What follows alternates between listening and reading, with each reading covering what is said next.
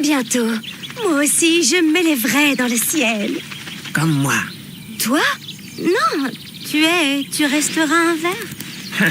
C'est ce qu'on verra. Red Bull donne des ailes.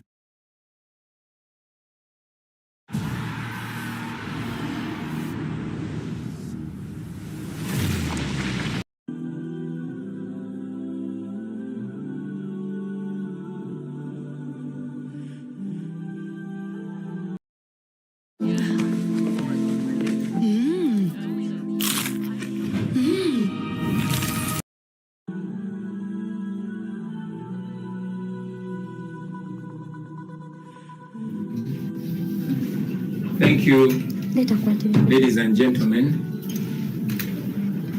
Tusimbule over.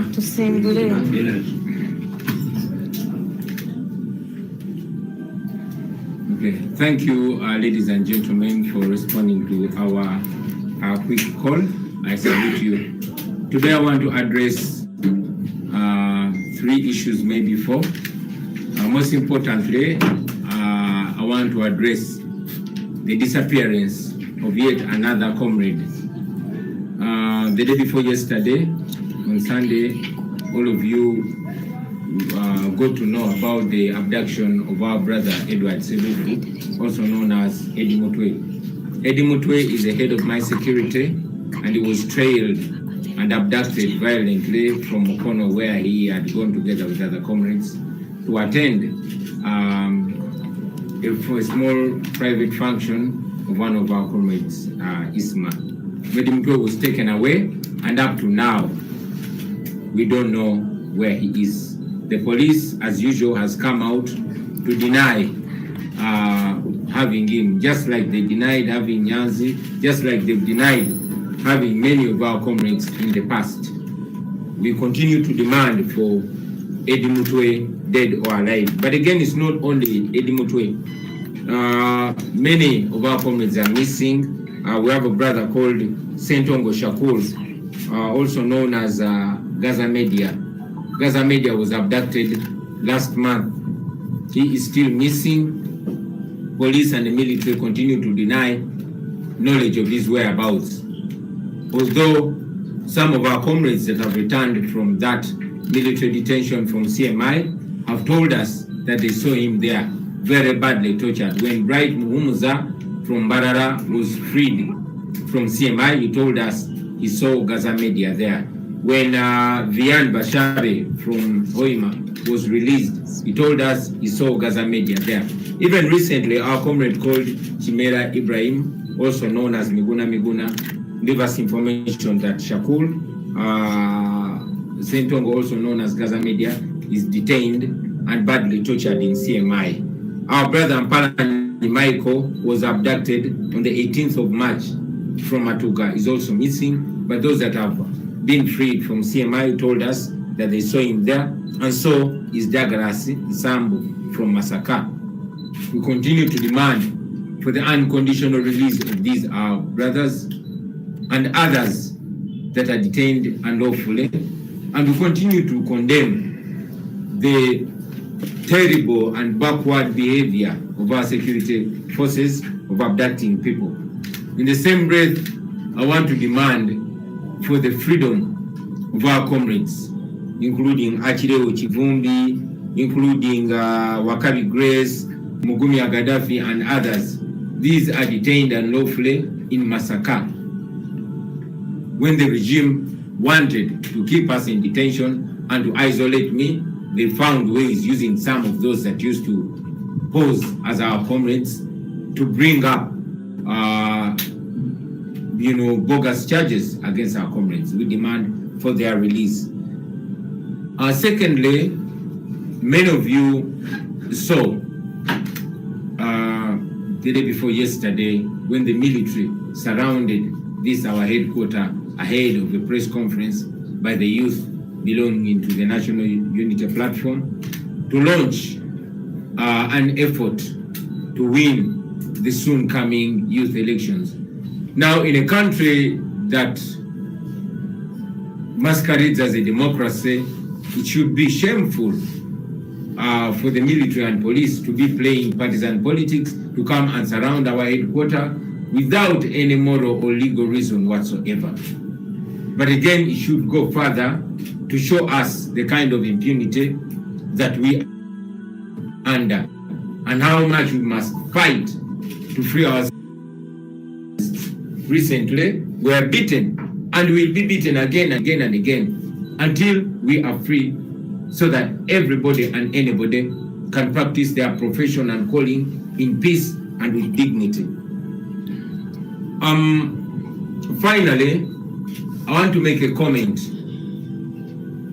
on the recent happenings in this our country.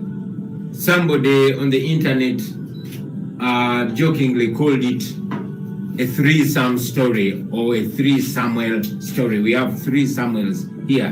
One is Sam Kutesa, who is a former government minister and a relative to General Museveni. Sam Kutesa stole money meant for building hospitals and improving healthcare. And when activists and voices of dissent raised, Sam Kutesa and his group ordered Sam Omara to crush those protests and make sure that those voices that were demanding for better healthcare are crushed. Sam Omara got orders to be merciless, and indeed he crushed those protests mercilessly and with pride. You can go back and see the videos and pictures of how brutal and ruthless he was to Dr. Besigye and the walk to work protests. Just a short while later, Ara got cancer.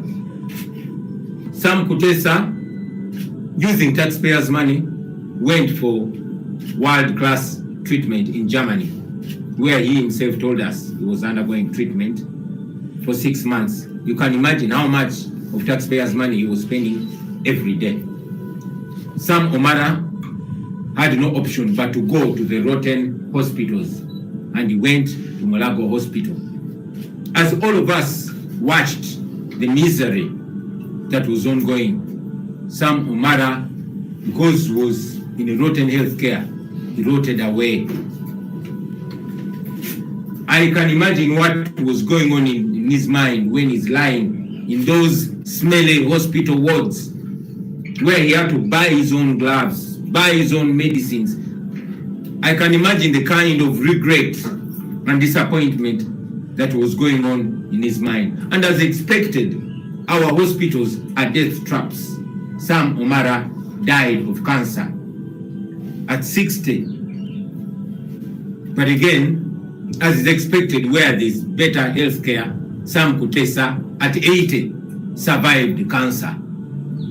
And on the same day of the death of Sam Omara, Sam Kutesa came back and built, yes, your guess is as good as mine, hospitals can wait. What was important to him is to build the church. But that is not the end of the story. There's a third Sam. This is not even a Ugandan. His name is Sam Leeds. He was a British tourist who came to Uganda. He got an accident in Uganda, and thankfully he survived. But as any moral thinking person, this third Sam saw it necessary to return back the love in Uganda, where he survived, and build a hospital that is not expected to treat him again or his relatives or his friends, but because that is the moral thing to do. Now, that is this ironic story of the 3 Sams, the 3 Samuels.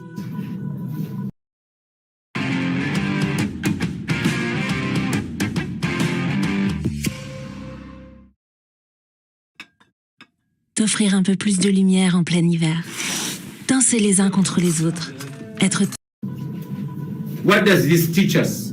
This teaches us that the small group of people that is using us, especially those our brothers and sisters in uniform, to crush Any voice that demands better is always going to be on the winning side. And when that need for hospitals, infrastructure, or better schools arises, they will have the money they've stolen from us to go abroad for better health care. We've always been talking about it, how I wish the men and women in uniform had better or guaranteed health insurance. Maybe Sam Omara would still be alive. Or if he was to pass away, he would pass away in dignity. But unfortunately, that's how he died. May his soul rest in peace, and may the dead teach the living. Basebo ne banyabo, lero njagadde kwogera ku nsonga ssatu banya. Nsonga esooka ng'etowanyisiza emitima y'Abaganda baffe abawambibwa okumukumu ennaku zino. Ng'eyakasembawo yo ye Edward Rogers Sebuufu, abasinga gwe tumanyi nga Edi Mutwe, ono yakulira ttiimu eya security emberako ku Lusegere.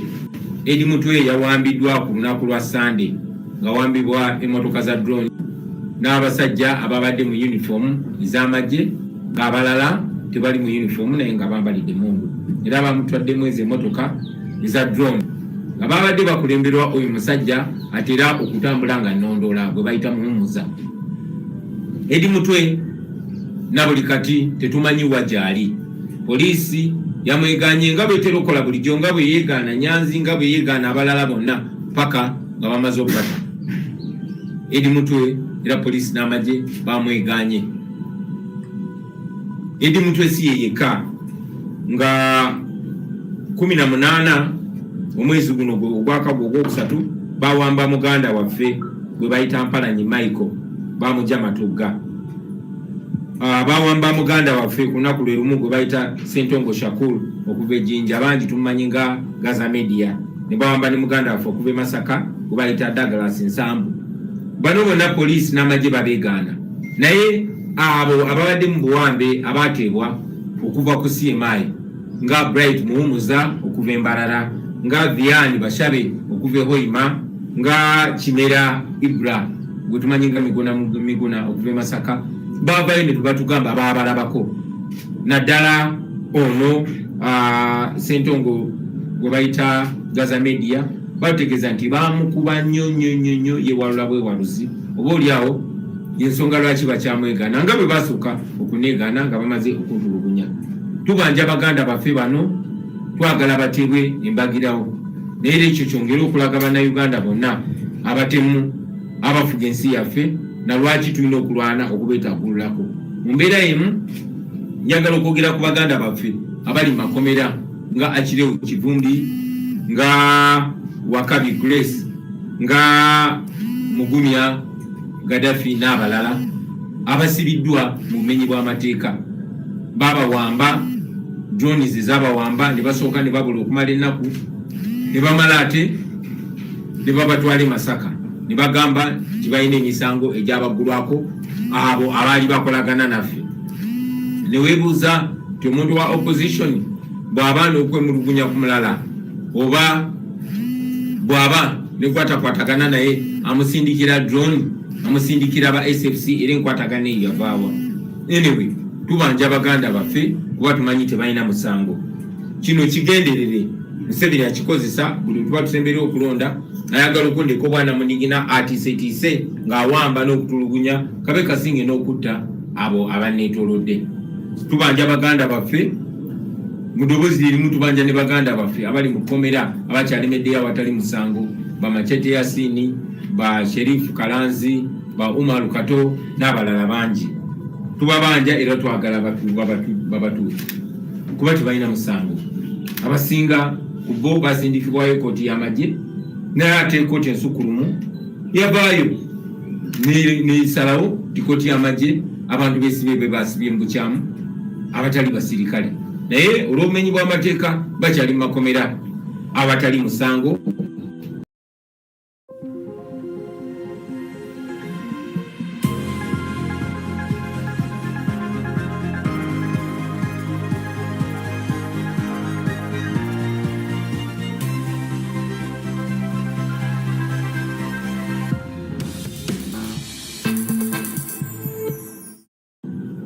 ate awatali tteeka lyonna libasindize oba kooti yonna eri mateeka kuba kooti masho teri mateeka mu kuvunaana abantu abatali basirikale. Gavumenti yemu mwalabe okwosajjo yebulunguludde ekitebe kyaffe kino n'ekiwamba nga egezaako okulemesa abavubuka ba NUP okola olukuŋŋaana lw'abannamawulire okulonkinga oba okususootola enteekateeka ey'akalulu ak'abavubuka akali mu mateeka. Ekibiina kyaffe kiri mu mateeka naye kubanga abatufuga bamenyi b'amateeka ate batutya nnyo kati bafuba nnyo okulemesa protest vote. Njagala okusinziira wano okussaamu abavubuka bonna amaanyi mu organizinge mu ngeri yonna yonna mumanye engeri gye tukikolamu mu organizinge mu Robert style tujja kusinkana ku kitebe naye ate tusobola n'okusinkana walala wonna wonna. So temubeera stop tubana abatufuga banafu ate batitizi ate bakadde bali outdated. So do your things in your youthful way. Don't be intimidated. These are signs of fear, not signs of strength. So keep going, brothers and sisters.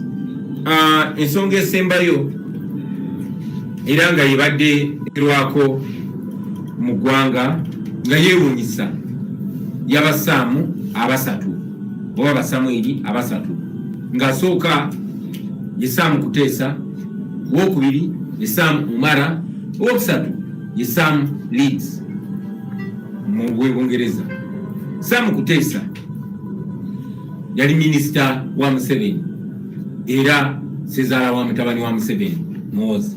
Saamu Kuteesa yabba ssente ezaali zirina okuzimba amalwaliro ne kubanga alina oluganda ku Museveni ate kubanga eno gavumenti ababbi era ekuuma babbi. Saamu Kuteesa bannayuganda naddala abaali batukulembera mu nkyukakyuka mu kiseera ekyo ne basula amaloboozi ne bateekawo okwekalakaasa nga babanja ssente ze zaalina okuzimba amalwaliro zikole ogwa kuzimba amalwaliro so si kubbibwa Saamu Kuteesa ne banne. Nye Saamu Kuteesa ng'ali wamu n'abo banne bwe bali mu buyinza baasindika Saamu Umara ne bamugamba the more you cry, the more your people continue to die. So rise, defend your right. Yaga, yaga, yaga, yaga, yaga. Give me the monster.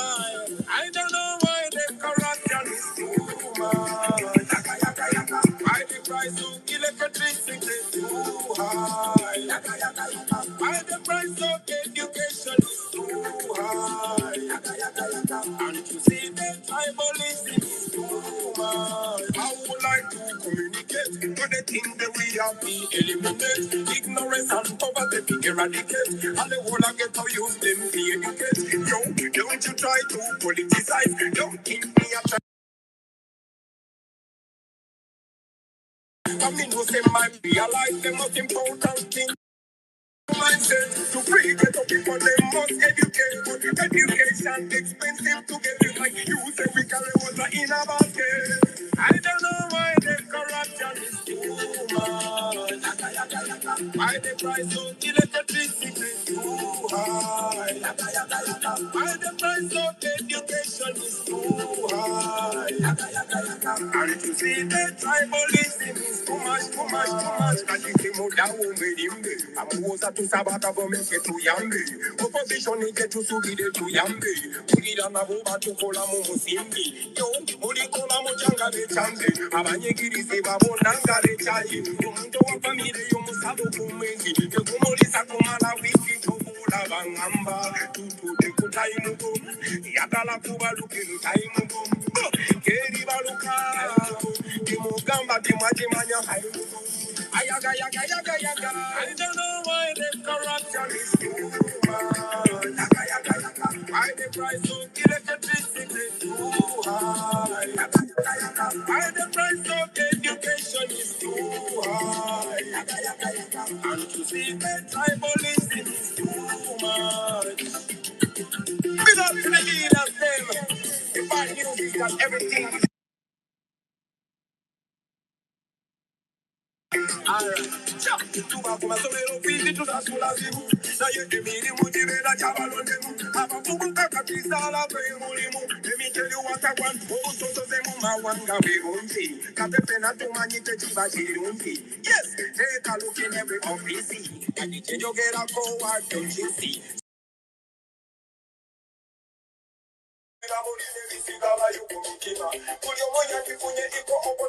No matter the try, you mala who beating up until you time of who know when to eat up. And Mira yo mala you. Kama so me no me to so me se staba to papi. Yaga. I don't know why the corruption is too much. Why the price of electricity is too high. Yaga. Why the price of education is too high. And to see the tribalism is too much. I don't know why the corruption is too much. Hello, everyone. Why the price of electricity? Hello, everyone. Good evening. For those joining us from other time zones, hello. Good afternoon, good evening, good morning. Please give me a thumbs up if you can hear me. If you can hear me clearly, please give me a thumbs up. When freedom of expression becomes a target of suppression, opposition becomes our position.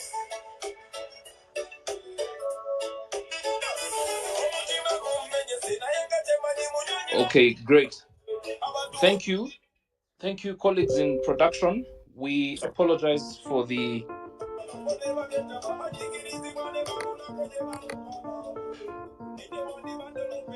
requesting production to pause the music for now so that we can get the conversation underway. Great. We apologize for the delay, the 9-minute delay. We were having interference on the main host's handle, but we've sorted that out and are now ready to get the conversation going. As announced, this is a space that is being held to discuss a critical issue pertaining to the human rights situation in the country.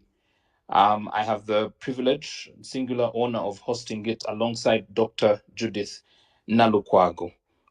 Before we get the conversation underway, I'd like to lay out the conceptual aspects of the space, tell you about how the space will be held in terms of the program, the time we will allot to the audience to participate, and how we will bring this to a conclusion. Civil liberties and political rights have long been endangered under the nearly 4-decade rule of General Yoweri Museveni in Uganda. This repression has been enabled by a cocktail of tools, including draconian policy and legislative agendas, through captive institutions like parliament, arbitrary administrative decrees, targeted assaults on judicial independence, media freedoms, and the outright use of force against citizens. Specific to this discussion, for which we've developed this note, is the weaponization of law enforcement, state security forces, the intelligence community, and the creation of paramilitary, vigilante, and regime-aligned militias that perpetrate assorted forms of violence, including assault, sexual assault, abduction, unlawful detention, torture, disappearances, and extrajudicial killings. These heinous crimes are often meted out on the population, but most frequently on leaders and members of the opposition political parties, social movements, the press, and individual activists, often with impunity. Suffice to say that whereas violations in past decades were characterized by secrecy and attempts at concealment, the present situation is punctuated by brazen displays of unchecked power and the threat or actual use of violence. Notable in this regard is first son, General Muhoozi Kainerugaba, who holds the offices of Chief of Defense Forces and Special Presidential Advisor on Special Operations. Two of his top lieutenants, namely Colonel Chris Magezi and Brigadier General Felix Kulaije, have similarly been vocal in the endorsement of this reign of terror. Now to the case of Mr. Edward Sebufu, also known as Eddie Mutwe. Abducted late last month in April by a contingent of armed operatives Edward Sebufu, who leads an NUP, National Unity Platform President, Honorable Chagulanyi Sentamu's security detail, adds to the dozens of Ugandans currently detained without trial, many of whom have been locked up for years on end. The focus of this discussion spans both the detention of Sebufu, his bodyguards, his core bodyguards, and the numerous political detainees currently languishing in ungazetted and gazetted detention facilities countrywide relative to the context that has been described above. Finally, this discussion is being held at a time when neighboring countries are wallowing in the throes of creeping militarism, alongside an ongoing spate of reversals in the democratic culture worldwide. To that extent, we Ugandans are in solidarity with fellow East Africans and all people facing tyrannical regimes world over. That's the end of the context. So we now have the honor of sharing with you what the program will look like. We have an opening session where we will hear from leaders of the party, affected families, victims or survivors of torture. Thereafter, we will hear from the head of the leadership of the party, including President Chagulanyi Sentamu, David Lewis Rubongoya, and lawyers like Benjamin Katana, who will brief us on the situation. We will open the floor for participation from the audience, and the audience will be limited to 1 minute in terms of contribution, so please keep your contribution short. The second half and final part of the program will get back to the panel that we've assembled, and then we will conclude the conversation. At this point, I'd like to introduce my co-host, Dr. Judith Nalukwago, who will pose the first question and the second question, and we will carry on the conversation from there. Judith, over to you.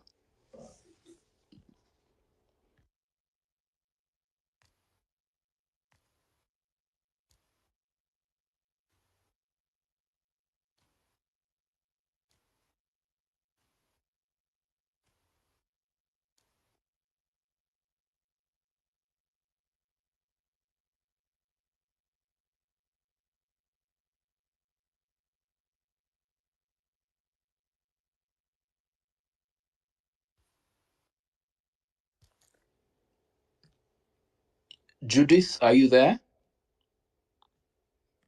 I am. Okay, great. Over to you, Judith.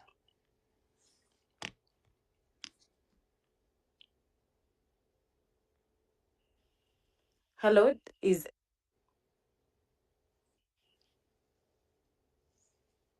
Yeah, Judith, all you have to do is unmute yourself and speak. We will hear you. I will confirm when we hear you here. I have.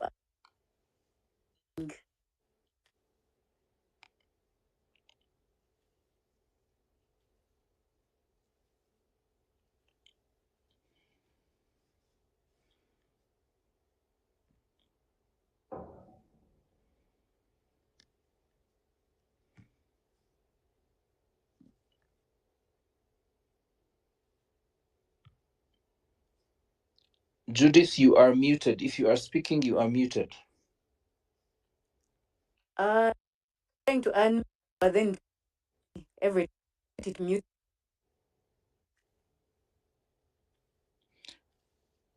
Okay. While my colleague Judith resolves that glitch, I will take the liberty to pose the question.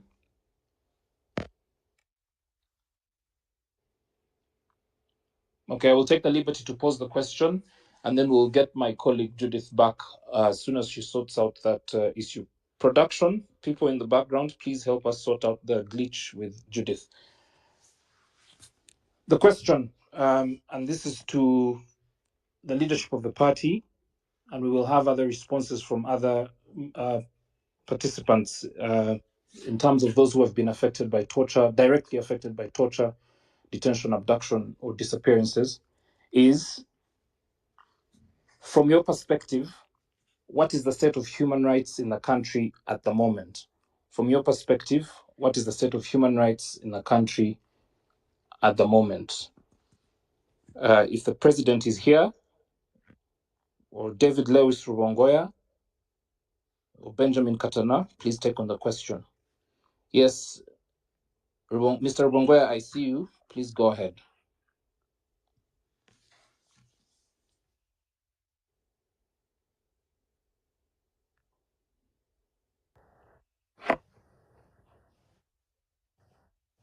Yes, Mr. President, I can hear you loud and clear. Sure, go ahead.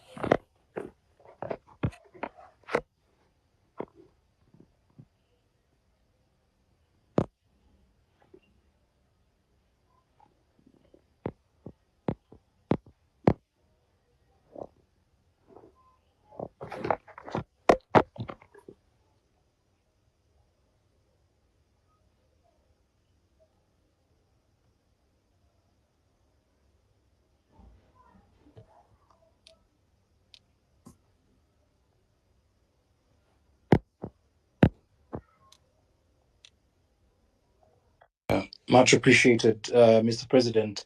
The next question related to the background that you've ably laid out goes to David Lewis. David, are you able to speak? Much appreciated. Yes, I can hear you and I'm able to speak, please. Great. Please give us a picture of the current state of play in terms of the number of people abducted, the number of people detained, torture victims that disappeared, and the dead. That's the update we are requesting from you. David, over to you. Well, thank you very much, Andrew, and we appreciate everybody who has joined this space. Solidarity with Comrade Eddie Mutwe and other political prisoners. Between 2019 and 2021, the people who are documented are 2,134 persons who were abducted by the military regime.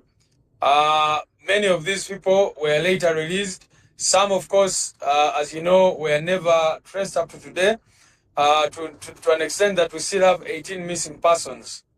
These 18 missing persons have been missing, and we have the wife of one of them, Damrila John, on the space tonight.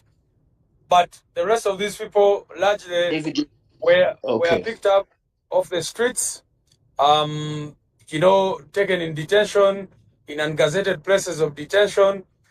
Many of them ended up before the unit disciplinary committees of UPDF, others before the division's court-martial, others before the general court-martial. Like I said, we still have 18 missing persons. But even after the election, we have recorded a total of 143 people who have so far been abducted. But these are people who we get to know about. You know, every time a person comes back from either CMI or wherever they hold them, they will tell you that they found so many other people there who we never get to know about. Bright Mhumza the other day told us that he was taken to a room where there were more than 500 people. And he said majority of these are Muslims. You can't know where they're coming from. You talk to some of them, they say they've been in detention for, 9 years, for 10 years, and that kind of thing. Now, those recently abducted, of course, we have Eddie Mutwe, we have Shakul Sentongo, Chagulanyi Najib, Sebude Kasim Palanyi Michael, who is also known as Infantry. So these 6 are still missing as we speak today. The number of those arrested since 2021, the ones our human rights desk has recorded, is 272. And we must draw a distinction between abductions and arrests. Abductions, we look at them to mean these, these ones which are done out completely outside the law, where people are, first of all, picked up, taken to places not gazetted by law, kept there longer than 48 hours. So those are the categories we look at as abductions. But the 272 I'm talking about are those who have been taken through due process, arrested, taken through courts of law, charged, etc., etc., maybe get out on bail, etc. As we speak, we still have over 100 people in detention, in different detention centers, and we always don't give a specific number because almost on a daily basis, you have new numbers being arrested and other people being released. So it always, the number is always changing, but as we know right now, we have slightly over 100 people who are in detention, including people at Chitalia, those who are at Luzira Upper Prison, Makshon Bay, and other prisons like Chitala, a prison in Impiji, and other places. The other day, our comrade was arrested in Chisoro, another one in Ruchiga, another one in Bushenyi, you remember Mbabazi Pase, and all that. So these are the kinds of cases I'm talking about. Now, I also wanted to mention that we still have close to 300 children who need help because either their parents are in prison, maybe their parents are missing, maybe their parents were killed, and of course those who have been tortured and damaged in one or the other. So that is the situation I can give you. Like I said, and I want to appreciate our legal team. You can see that from the election, those who were able to document were over 2,000 people, and the legal team has been working very hard to secure bail, in some cases secure bond. Of course, some are always just dumped somewhere in the swamp after 3 weeks. Right now, what the regime normally does is not even to give these people any form. When they abduct them and take them to CMI, subject them to torture and all that, when the time comes and they feel like releasing them, they just say, you go, without giving them any single document. And that started after the Masereka situation.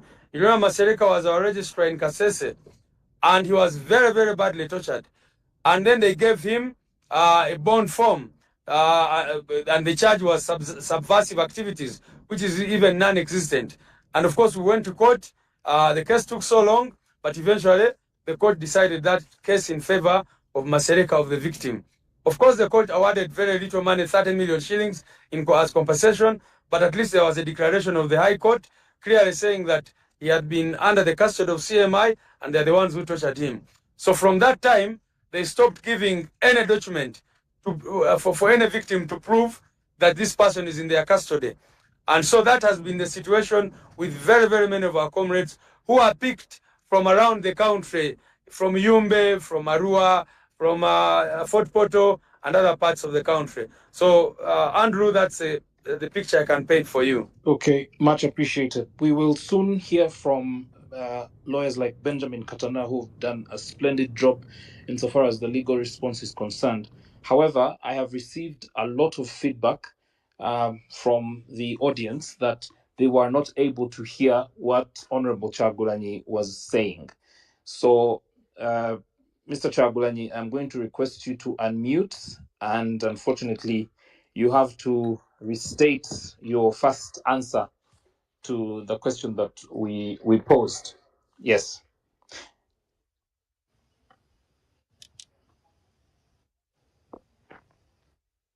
Okay, and you sure? And I'll just check to see who can hear the president right now. If you heard what Honorable Chagulanyi said in the last few seconds, please give us a thumbs up.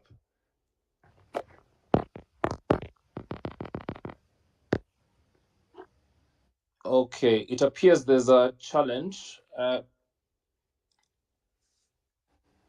Yeah, I can hear you myself. I can also hear. Yeah, but the audience cannot. And I can hear him as well. So I believe maybe many people are hearing him right now. I'm actually. Maybe you can mute a random person and find out if they can hear. On my screen right now, there's a lot of thumbs down. People saying we can't hear him. Okay, let's do a mic check. Honorable Chagulanyi.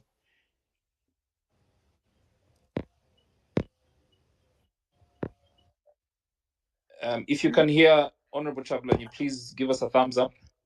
No, they can't.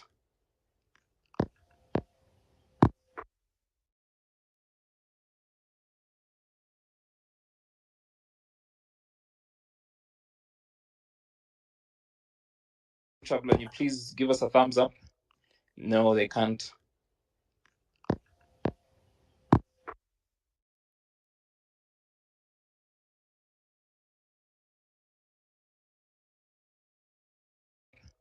No, they can't.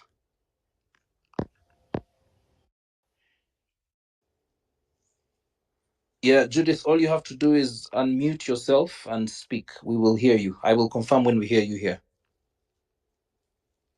I have.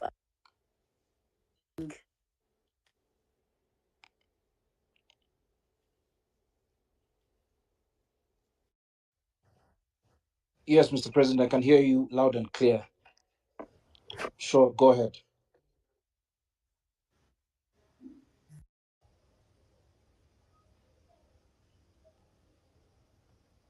Have been missing, and we have the wife of one of them, Damrila John, on the space tonight. But the rest of these people largely David, were picked up off the streets, taken in detention, in ungazetted places of detention. Many of them ended up before the unit disciplinary committees of UPDF, others before the division's court-martial, others before the general court-martial. Like I said, we still have 18 missing persons. But even after the election, we have recorded a total of 143 people who have so far been abducted. But these are people who we get to know about. You know, every time a person comes back from either CMI or wherever they hold them, they will tell you that they found so many other people there who we never get to know about. Bright Mhumza the other day told us that he was taken to a room where there were more than 500 people. And he said majority of these are Muslims. You can't know where they're coming from. You talk to some of them, they say they've been in detention for, 9 years, for 10 years, and that kind of thing. Now, those recently abducted, of course, we have Eddie Mutwe, we have Shakul Sentongo, Chagulanyi Najib, Sebude Kasim Paranyi Michael, who is also known as Infantry. So these 6 are still missing as we speak today. The number of those arrested since 2021, the ones our human rights desk has recorded, is 272.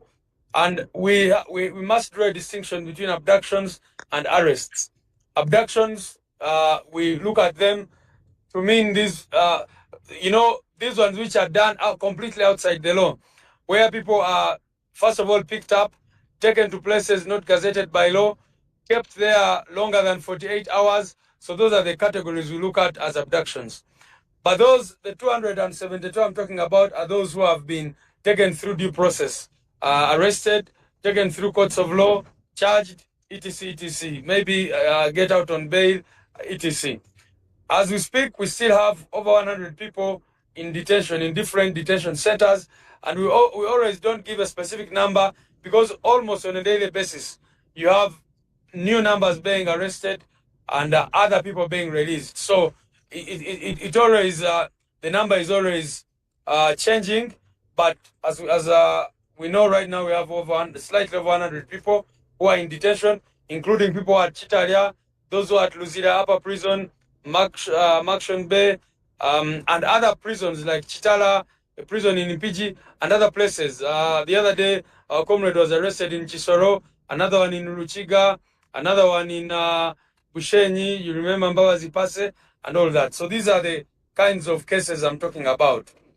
Now, I also wanted to mention that we still have close to 300 children who need help because either their parents are in prison, maybe their parents are missing, maybe their parents were killed, and of course those who have been tortured and damaged in one way or the other. So that is the situation I can give you. Like I said, and I want to appreciate our legal team. You can see that from the election, those who were able to document were over 2,000 people, and the legal team has been working very hard to secure bail, in some cases secure bond. Of course, some are always just dumped somewhere in the swamp after 3 weeks. Right now, what the regime normally does is not even to give these people any form. When they abduct them and take them to CMI, subject them to torture and all that, when the time comes and they feel like releasing them, they just say, you go, without giving them any single document.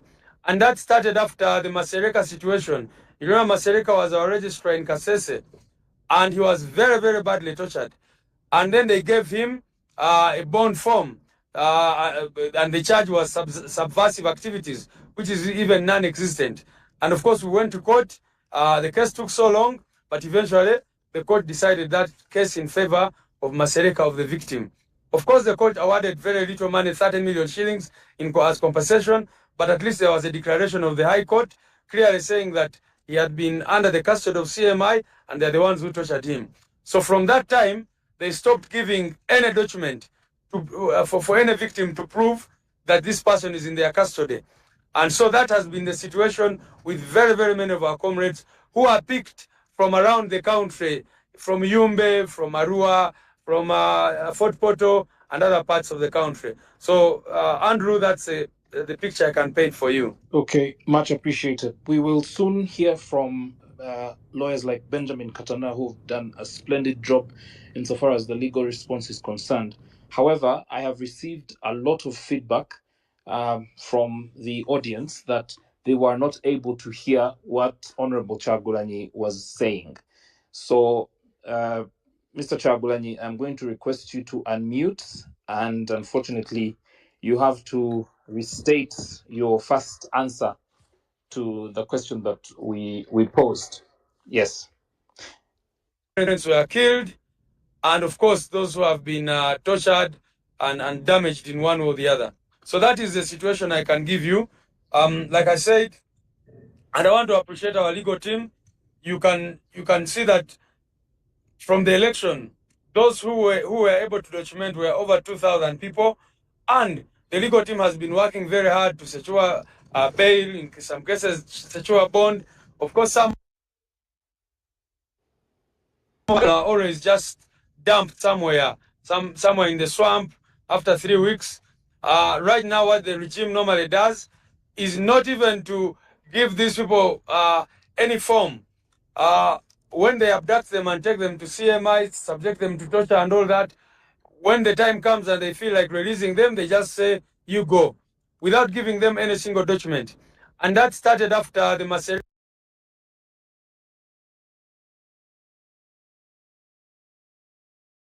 Please bear with us as we restart the conversation. Apologies for that, but the space, I repeat, is being frustrated through the use of signal jammers by vehicles parked outside Honorable Chagulanyi's home. That's the situation we're faced with at the moment.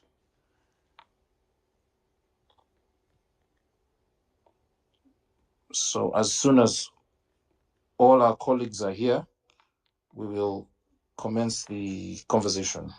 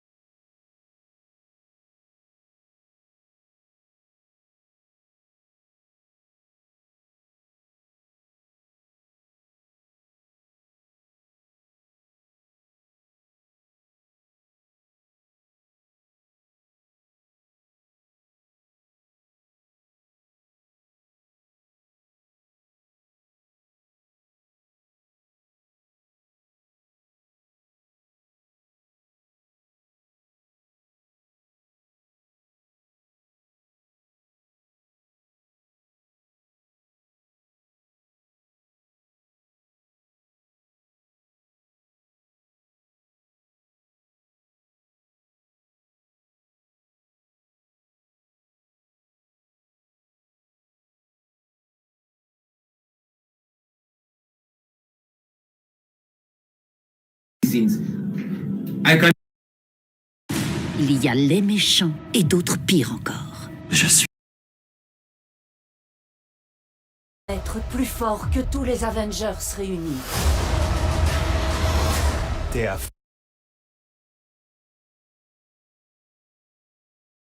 Can imagine the kind of regret and disappointment that was going on in his mind. And as expected, our hospitals are death traps. Sam Omara died of cancer at 60. But again, as is expected, where there's better healthcare, Sam Kutesa at 80 survived cancer. And on the same day of the death of Sam Omara, Sam Kutesa came back and built. Yes, your guess is as good as mine. Hospitals can wait. What was important to him is to build a church. But that is not the end of the story. There's a third Sam. This is not even a Ugandan. His name is Sam Leeds.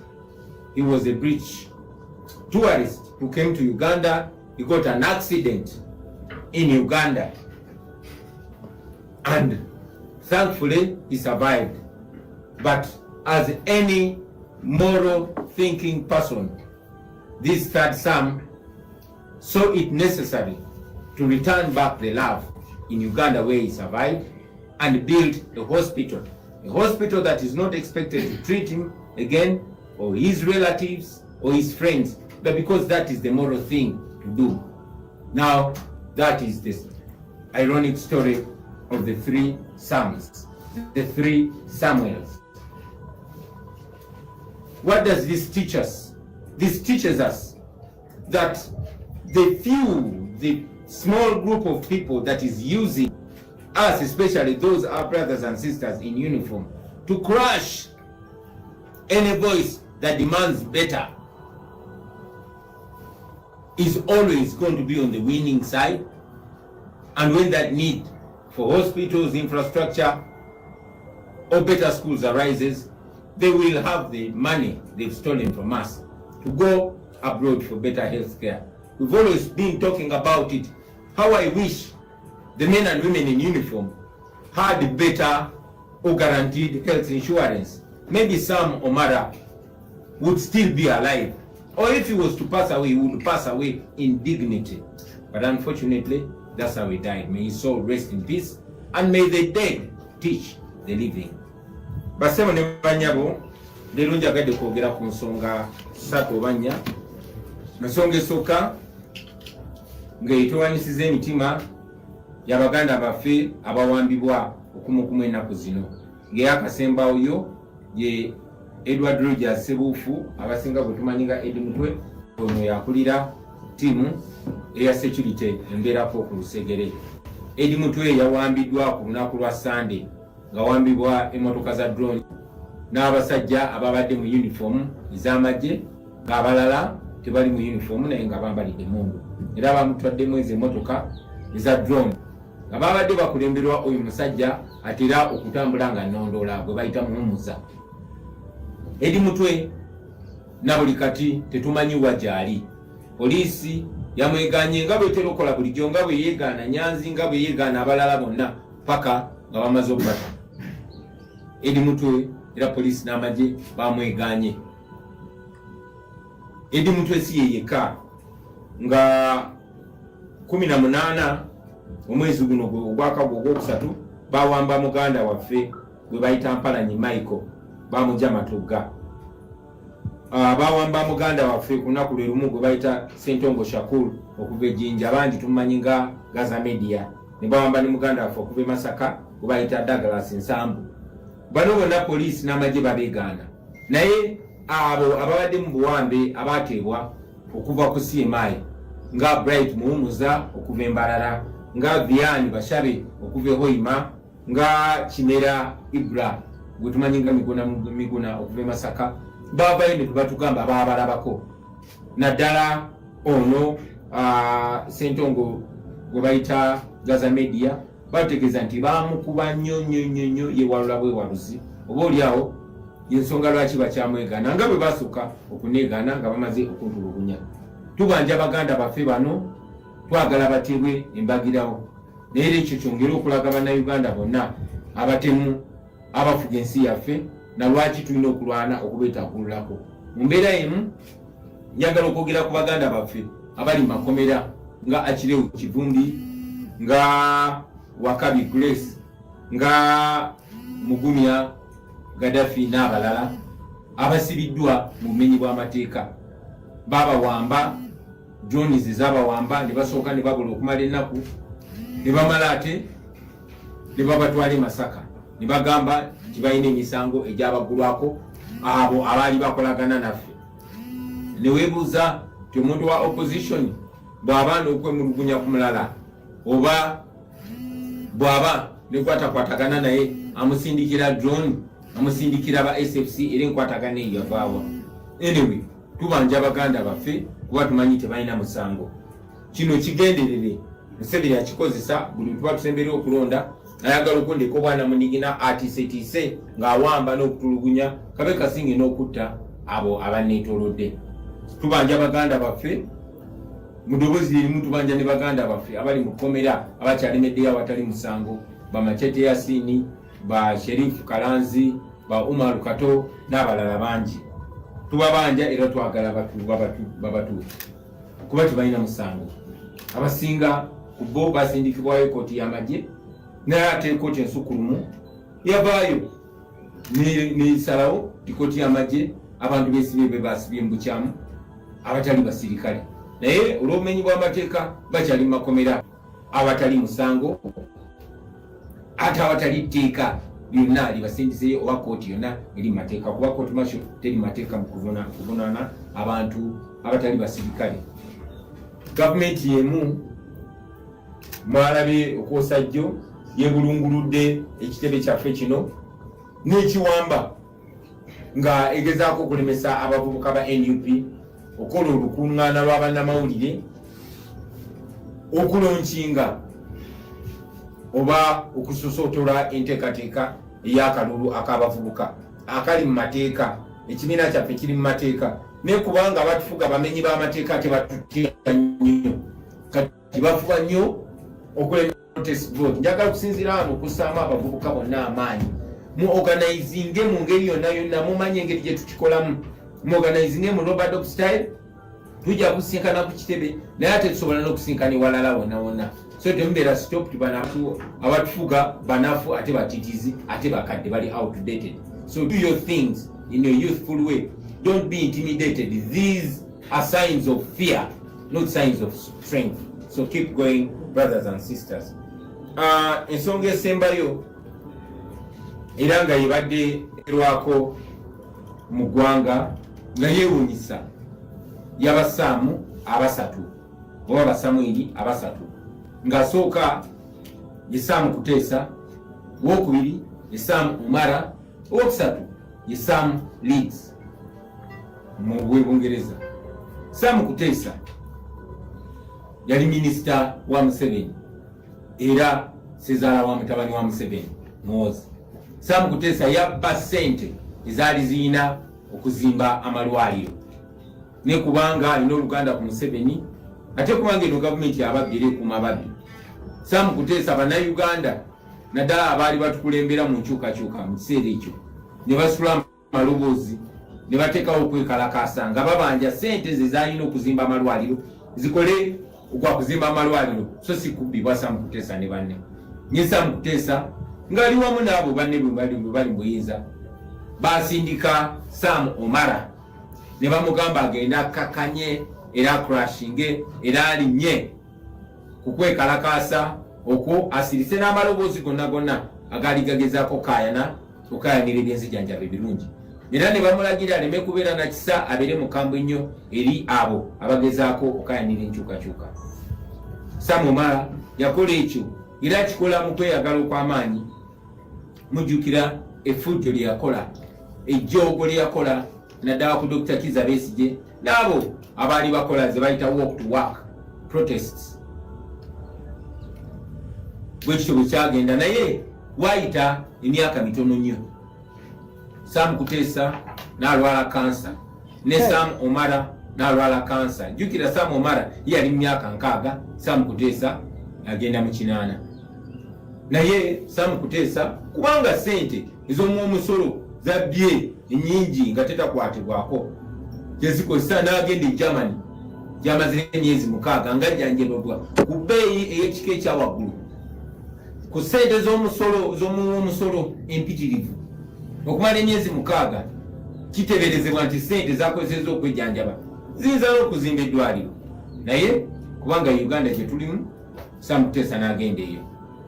Mu kiseera kye kimu ye Sam Omara nannyini kukakkanya abo abaali bakayanira ebyenzijanjaba ebirungi yali talina kyakkola. Sam Omara yalina okugenda e Mulago mu malwaliro ago agasesebbuse, era nkuba akafaananyi yali alowooza ki nga yeebase ku kitanda nga yalina okwegulira eddagala kuba teririyo mu ddwaliro, yalina okwegulira gloves abasawo bamukolako lwe bagadde kuba tebasasulwa. Nfumitiriza ki kye yali alowooza nga ali mu kitanda ekyo eky'emulago mu ddwaliro eriwunye mu mbeera esesebbuse nga naye akiraba. Alina okuba yalowooza ku bye baamukozesa n'ekiseera ekyo nga yeerabiddwa nga takyalowoozebwako ng'era bwe basobola bwe bakola, kubanga omulimu obwetaavu bwe bwali buwedde kati nga banoonyayo mulala. Era nga bwe kisuubirwa nti amalwaliro gaffe mafiiro. Sam Omara ekyennaku n'afa ku myaka emito bwe gito.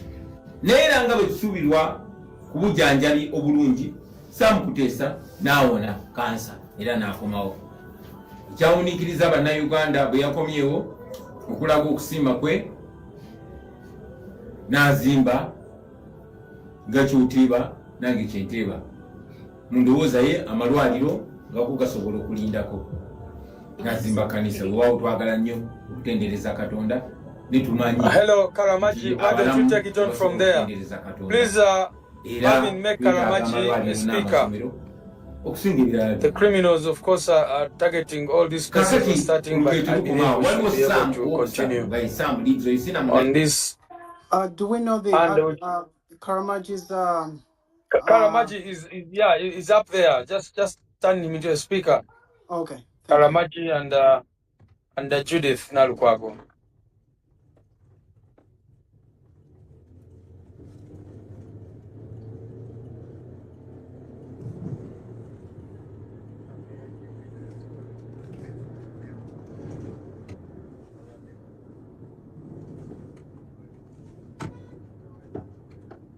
Very well. Please confirm that you can hear me. Karamachi, I see your speaker. Could you please take it on from there? Can you hear me now? I am speaking David Lewis. Can you hear me? Yes, I can hear you loud and clear. Very well. I can excellent. hear you too. So we've lost. I hope you can hear me. Yeah, the shameless people have had us lose about 49 minutes out of the 90 that we had prepared to speak for. But we will nonetheless proceed in the spirit of citizen power or people power and make sure that this conversation is held, come hell or high waters. We will proceed with this conversation. I'd like to appreciate the resilience of our production team and you in the audience who have insisted to listen and join each space that we've held despite the disruptions. So instead of reverting to the conversation that we had earlier, I will give a summary in 1 minute. I will endeavor to be under 1 minute of what has been discussed in the previous attempts. And then we will get the rest of the questions that are pending posed and open the floor for the audience to join. As I said earlier, each speaker, each participant will have just 1 minute to share their thoughts, and then we'll get back to the panel. So we started off by asking what the human rights situation in the country is at the moment, and we got an update about the ongoing spate of abductions, the assaults, the disappearances, and extrajudicial killings. None of this is breaking news. It is always in our faces on social, mainstream, and print media. We very well know about this. And that answer was given by Honorable Chagulanyi. We then heard a response from David Lewis Rubongoya regarding the numbers in terms of the abductees, the detainees, torture victims, the disappeared, and the dead. Cumulatively, those numbers amounted to over 2,000 people, with the timeline starting or stretching as far back as 2020. We have a number of people who have been detained both in gazetted and ungazetted locations without trial. We also have a legal team that has been handling these issues. And as I now invite one of the lead lawyers in this matter, Benjamin Katana, to give us a brief on what has been happening on the legal front, I request that he be made a speaker. We will also thereafter hear from family members, affected family members, as well as individuals who have borne the brunt of being held in torture chambers without trial, but fortunately have been released, albeit with grave injuries to themselves. So may we have Benjamin Katana address us on the issue pertaining to the legal front, what has gone on there. And after we hear from the affected family members or individuals, we will open the space to the public. Over to you. If you will permit, yes. If I may ask, if I may request. Yes, please, go ahead. Thank you very much, Andrew, for permitting my interjection. Just before the criminals interrupted our network, you had asked me to reiterate my answer, since many people did not get to hear me. So with your permission, I could use just a minute or two. Perfectly. Please use 3. Thank you very much. Well, just to reassert it that we are without a doubt in a reign of terror. Leave alone what has been happening under closed doors and in concealment, where so many people have been abducted, killed. But this, at least, the regime has had the decency to conceal it, and you can give it to General Museveni. But what we have is a fully blown out reign of terror, where General Museveni's son has absolute unchecked powers to abduct, torture, and kill people. This happened to the likes of Kakwenza and others. It happened to so many people that were personally tortured by Mohozi, but there was no, acceptance by himself that is the one who did it. But we are in a time where he tortures our people and brags. Case in point is the ongoing torture of Eddie Mutwe, who's abducted.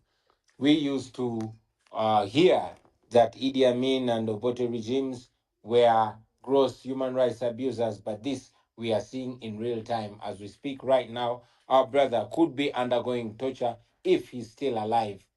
This is a situation that calls for the attention and action of every Ugandan. And I must conclude by saying that we are not approaching this matter as the National Unity Platform alone, but as human beings, as Ugandans, because every Ugandan is at risk of this. I thought I should make it very clear. Thank you very much, Andrew. Very well said, Honorable Chagulanyi. Thank you for that update. I wonder whether Lewis might have anything to add in that respect to the articulate brief that the president has made before we hear from Benjamin Katana. I request the production team once again to make Benjamin Katana a speaker so that we can hear from what has been going on the legal front. Yeah, Comrade Karamaji, I'm failing to identify Comrade Katana. If you could request, that would be really good. Thank you. Okay, Benjamin, if you can hear, please push the request button and my colleague in production will help put you up. Is my co-host, Dr. Judith Nalukwago here? If she is, I'd Yes, I am here. Great. Good to have you. So, okay. Benjamin has requested. Please allow him.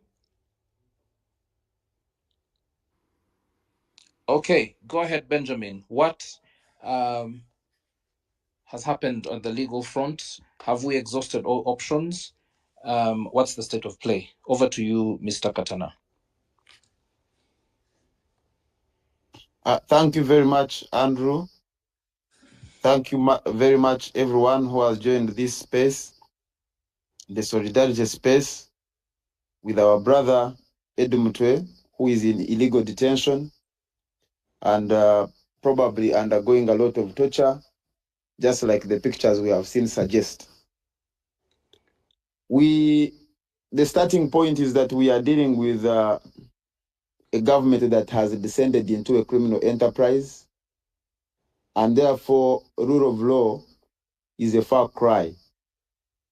We have had court orders ignored. The other day, the Human Rights Commission issued a release order in respect to our detained brother Mutwe, but to date it has been ignored by the army and particularly the Chief of Defense Forces, who has confessed as having him in his basement. Similarly, we have had so many court orders, habeas corpus orders, unconditional release orders ignored.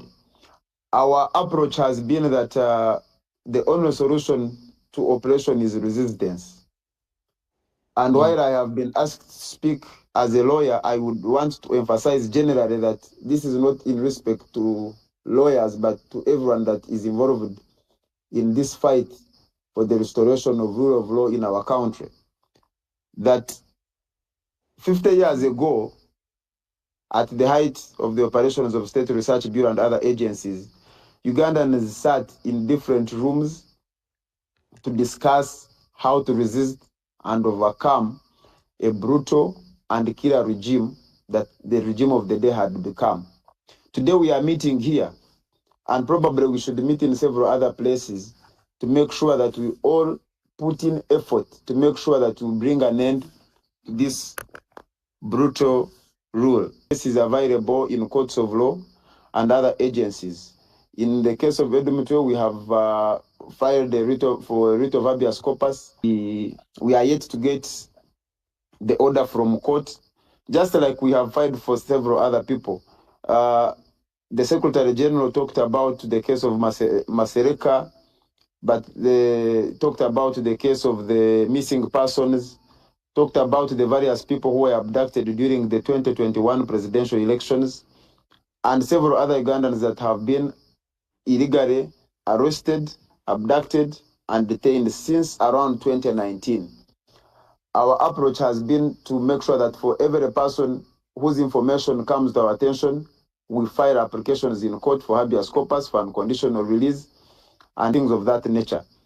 Many times we have had cases drag on. Many times we have had cases not being fixed. Many times we have had court orders given and ignored, especially by the security forces, which is not strange considering the criminal enterprise that we are dealing with, that the NRM government has become. My case is that we must organize. Those who are able to go to court like we are doing should go to court. Those who are able to organize in their different places of operation must organize, that we build pressure, disempower the regime, so that it can give in to the demands of the people of Uganda. Where the courts of law we are doing, there are even efforts at international level. You remember the complaint we filed with the ICC and several others. So yes, the legal approaches, the approaches that are aimed at getting legal solutions are being undertaken, but these must be supplemented by political activism that will build the necessary pressure on the regime to even let the institutions like courts and Uganda Human Rights Commission and others that we have mentioned to be able to exercise their mandate under the constitution to give orders, but even when these orders have been given, to give them life, because it's one thing to have orders from courts of law, it's another for these orders to be meaningful. What does it help if a person being detained, even when an order is issued, this person, the order is ignored, the person remains in detention, the family has no idea where this person is, and then you have a court order? It more or less becomes useless. So we must be able to build sufficient pressure from wherever we are standing so that the regime can let these institutions be independent, exercise their mandate. When they issue orders, let these orders be respected so that the rights of the citizens of Uganda can be respected regardless of where they stand politically. Great. We appreciate you, Benjamin, for that elaborate update. And I thank you also I take note of you saying that this is beyond just a legal question. It is political. It requires the participation of citizens, even beyond what the laws and court processes come with. At this point, we'd like to put a human face to this discussion that we're having, and I will request in the following order, Shifra, who is with Eddie Mutwe's mother, to give her the mic so that she can share with us about the ordeal that the family is going through. We will then hear from Kavuma Jamshid, who is a previous victim of torture, who underwent a very grisly ordeal that was subjected to him. And then we'll hear from Judith, who's the wife to Damulira, who has been missing since 2020. We will also hear from Ajmaru, who is with the mother of Kasim Sebude, who was detained alongside Eddie Mutwe. So the first person we'd like to call and request our colleagues in production is Shifra, who is here. Please make Shifra a speaker so that we can hear from Eddie Mutwe's mother.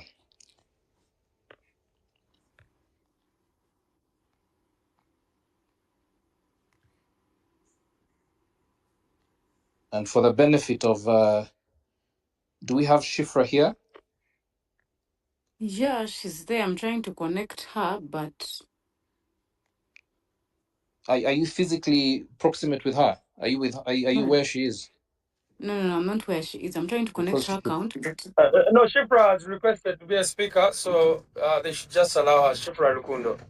She has already requested to be a speaker. Okay. There's thousands of requests, so I hope the production can sift through and find Shifra. As soon as that happens. Okay, she is a speaker now. Okay. Good evening, everyone. Good evening, Shifra. Yes. I'm with Eddie Mutwe's mother, but she's requesting that she speaks in Luganda. It's okay. Mama webale nnyo okujja kulukungana luno. Tunyolwa wamu naawe era bw'olaba abantu abali ku lukungana buno bali mu nkumi na nkumi z'abantu abali mu Uganda ne mu nsi endala. Twagala okuwulira kiki kye muyiseemu nga family ya munnaffe mukulu Edward Ssebuufu, era nekyoyagala abannayuganda n'abalala batuuliza bategeere, ebiruubirirwa byo, ngeri gy'olaba embeera gye tulimu ffenna nga bannayuganda, naddala mmwe ab'enju ya Ssebuufu Eddie. Maama tukwaniriza, genda mu maaso. Kale ssebo niyanzizza mwenna abali ku mukutu guno. Okuva Eddie bwe yakwatibwa 27 ewiikisi 2 ng'emabega nali ku kitanda nga ndi mulwadde era nga yanzijanjaba n'abaana bange abamu. Then nali naakamala okutereeramu katono ngenda okuwulira omwana wange omu nankubira essimu ekiro nambuuza, maama oli bulungi? Nze ndi bulungi. Obulwadde buli bukya, kunze waliwo eddagala lye njagala lye siina. Enkya tujja kujja tuligule. yali agenda kumbuulira kulaba oba nina kyemmanyi. Infact nali sirina kyemmanyi. Kati bwe nakeera ku makya ngenda okuteekako kiti ngenda okugenda ku Facebook nga ndaba Lumbu yayogera ngamba Edi Mutwe yawambiddwa nga ndowooza oba bya bulimba. Ne nziramu ne nsoma ngenda okubikula buli wamu omutima ne gunzigwamu. Ne nkubira omwana wange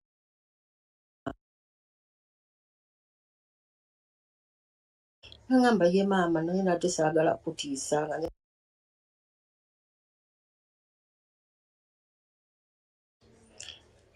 tusaba omwami Muhoozi alina omwana wange atuwa omwana musango tufune obwenkanya at least kala mutwale mu kooti waba alina kye yakola oba omusango gwonna bamuvunaane tumanye nti ali mu kkomera gindi tusobola omulabako naye tetumulabako opostinze ali bwereere tayambadde kumuswaza mu baana be n'ensi yonna okumulaba nti Edi Mutwe afaanana bw'atyo omusajja yali alabika obulungi era tusaba n'obuwombeefu bungi batuwa omwana waffe embeera gye tulimu si nnungi abaana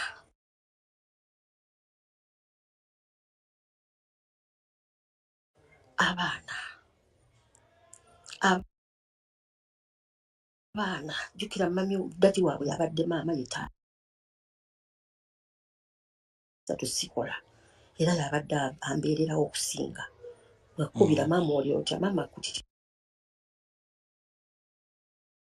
kuba oba bakola ki n'abaana tuli wano ffenna tunyolwa buli mwana buli lwajja ewaffe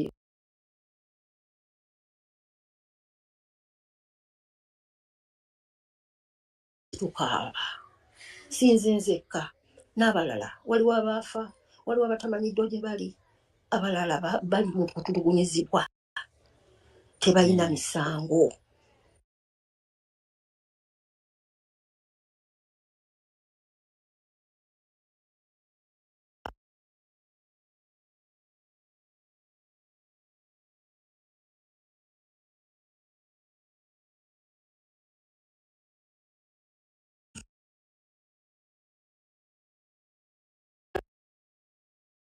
bagamba ye omulembe guno gwe gukola gwe gwatulugunya taata waffe n'abaana abalala bwe batyo ensi esaasira abantu tunyolwa tukaaba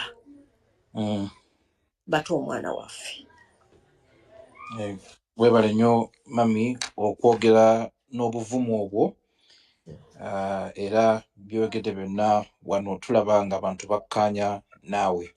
For the benefit of those who are not fluent or conversant with Luganda, there are 5 bullet points that Mr. Edi Sebufu's mum has made, which is 1, she got the news as she was recovering from an illness and has been disturbed throughout. Her blood pressure shot up, and she's also imploring the authorities, specifically General Muhoozi Kainerugaba, who has openly confessed to detaining Mr. Sebufu in an ungazetted location, to have him arraigned in court if at all there is a charge for which there's any crime for which he is being held. She's also called that for all political detainees or prisoners to be released beyond just the fact of her son. She is distraught about the way in which he has been treated, the humiliating pictures that have been shared, the obvious mistreatment that he's been subjected to. She can't stop thinking about his situation and how he's doing, whether he's eaten, whether he's slept well, and all that. And finally, she notes with grave concern about how these children will grow up in a kind of world that is a complete opposite of what they've otherwise grown up to know. So next, we will hear from Kavoma Jamshid, who's also a previous victim, and I request production to have him up. And in the interest of time, as you make Kavuma Jamshid a speaker, also do that for Judith, Damira's wife. Yes, and then Kasim Sebude's mother will also speak to us before we come to the rest of the audience. So I'm requesting our colleagues in the back room to give the mic to Kavuma Jamshid. Yes, he's requested. His handle is, I believe that's... At Jamshid Kavuma. Yes. I've sent him a request. I don't know whether he's seen it. Jamshid Kavuma, please accept the request and speak to us.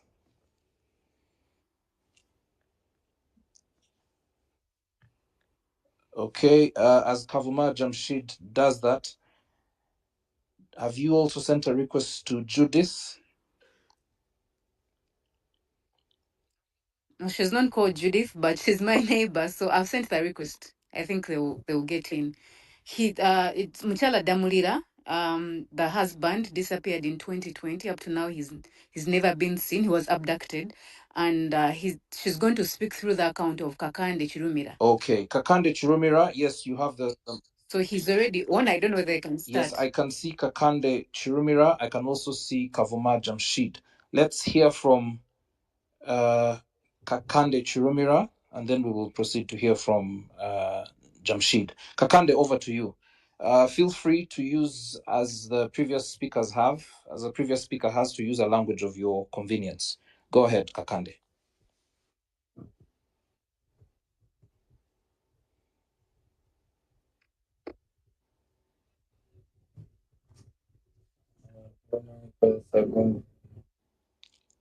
Kakande, over to you. Kakande, please unmute. I think you're muted. Okay, he has unmuted. Go ahead. Okay, now you can speak.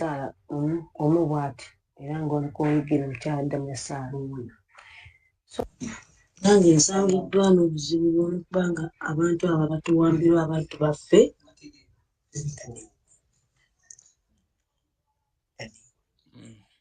batuwambira abantu baffe naffe tusangiddwa nga naffe tulina obulumi.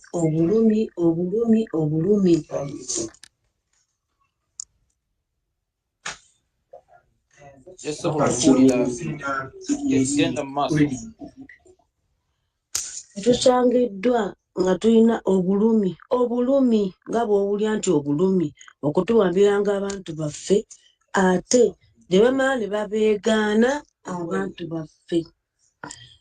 Nze mukyala Damulira nina obuzibu bwe nasanga bawanga bbaawa.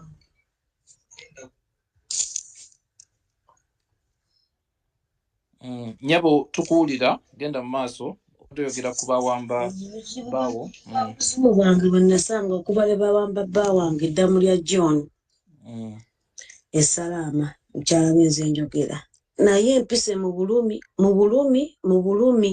obutajja kugamba nti kino nakiri naye twebuuza abantu baffe bawambanga baaki naye ng'owamba omuntu.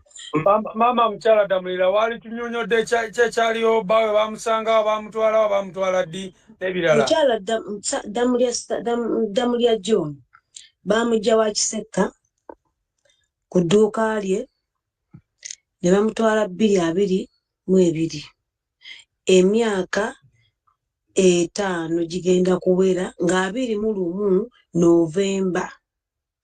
Omusajja okuva le bamutwala 2020 kati okuva le batwala Damulira ogwo omwaka gwe bamutwala mpaka olwaleero tetuddangamu kulaba Damulira. Tutuuse mu makooti, tutuuse mu makooti ag'enjawulo, mu makomera batugamba talabikako. Kyokka ate nga Museveni oyo gw'olaba yasoma Damulira n'agamba nti amuyina ate bwe yamala yamwegaana ate ne bamala ne bavunika fayiro zaffe butambuza tebatubulira mazima g'ekiki ekituufu bakimanyi naye Museveni abantu baffe abatwala wa. kyatubonyaabonya okutuuka ku kino.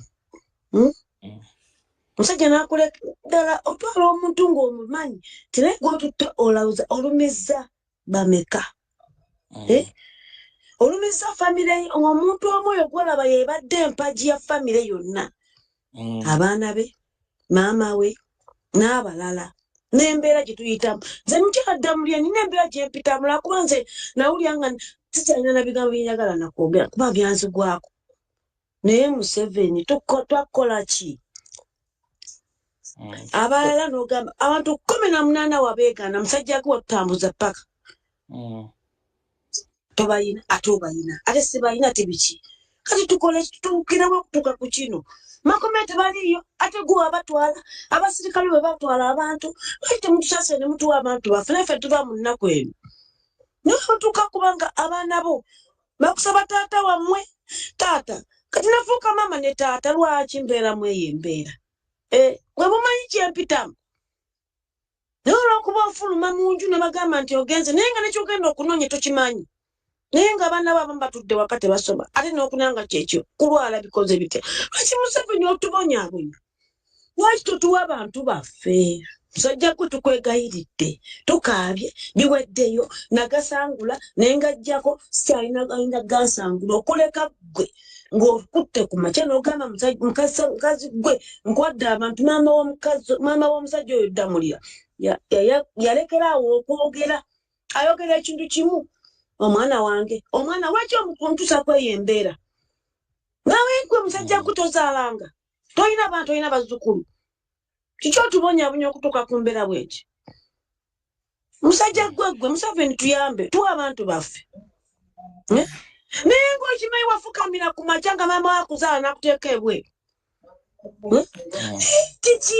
Kiki kitwakola ekyo tutaasira abaana bo ne bakoma ne bakulisaayo kyokka nga bakulisaayo nakava tekalimu yadde emitwalo ekintu kyesiringi omutwalo ebintu obataddemu omugaati.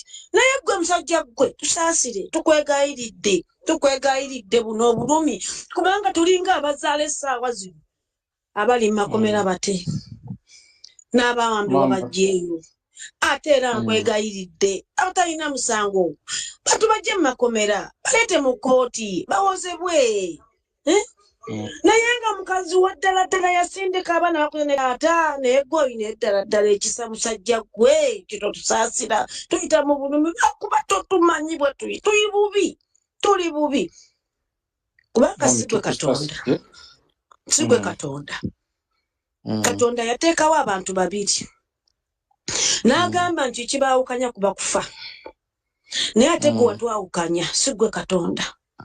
Tetwajja kuteeba nti gwogere twawukanya kuba tutwagattibwa nga tumanyi nti munnange agenze naye n'amalalo gambula nina balaga ki n'amala lusigalina nange bwe nalindaga nti gati bwonna mutambuddewo nange nti okunteekawo obumu tulwala tumunyabonyezebwa bannange Museveni nkwegayidde taata tuwa abantu baffe tusaba abali mu makomera munnange bate kale bo babalabako naye nabo bate bajje bawozibwe naye ffe abaabuzibwawo emyaka 5 ddala omuntu wa munno.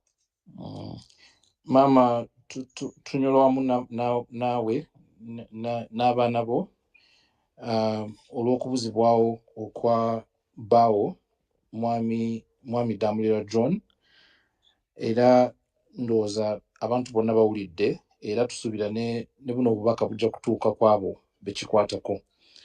Again, for the benefit of those who might not comprehend Luganda, this is John Damulira's wife. As you can probably tell, she is disconsolate and she has talked about the situation in which she's going through, including the fact that she is completely, going through indescribable heartache. She has to play the role of mother and father because her husband has been missing for close to 5 years now, having been picked up from his shop in Kampala and has never been seen again. She doesn't know anymore what to say or what answers to give to her children when they ask about their father. She's also said rather concerningly that one of her children has been affected by the withdrawal syndrome. That child only speaks a word or two and that's it, and does not talk. This withdrawal having been brought on by the disappearance of the father for close to 5 years now. Next, we have Kavuma Jamshid to share his personal experience as an abductee who was fortunate enough to make it out alive from the dungeons of the torture chambers, such as where Eddie Mutwe is being held. Jamshid, if you are here, please accept the mic and share with us. Jamshid Kavuma.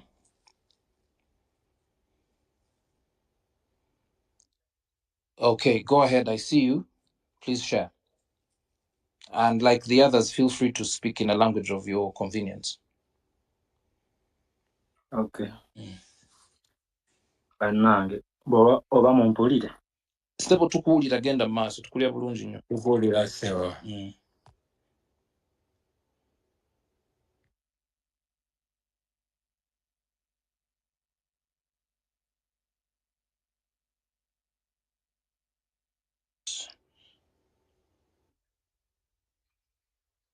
Genda mu maaso ssebo tukuwulira. Network entawaanya. Bannange neyanziza omukisa guno okunteekako wano.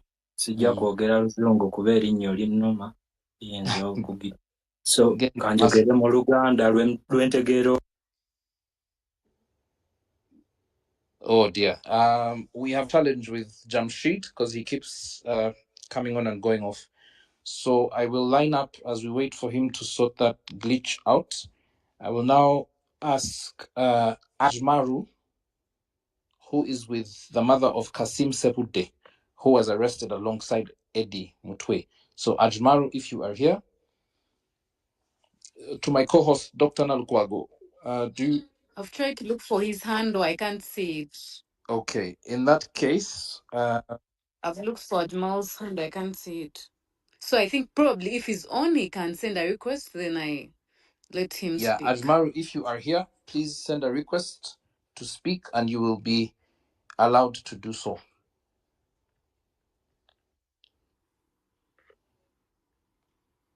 Okay, while we wait for Ajmaru to share, because those two will be the last people to speak before we hear from the audience, members of the audience. And as we get ready to do that, production is already... okay, Kavuma, you are here?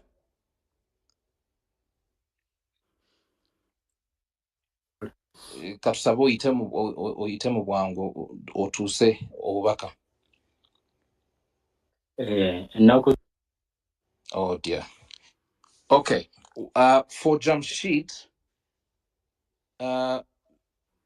just so that his story is not lost in the weeds of this network challenge, I will request Benjamin, if he's still here, to share Jamshid's audio in a minute so that we afford him the audience that he deserves. And then we will open the floor to the audience to share. Benjamin, if you may.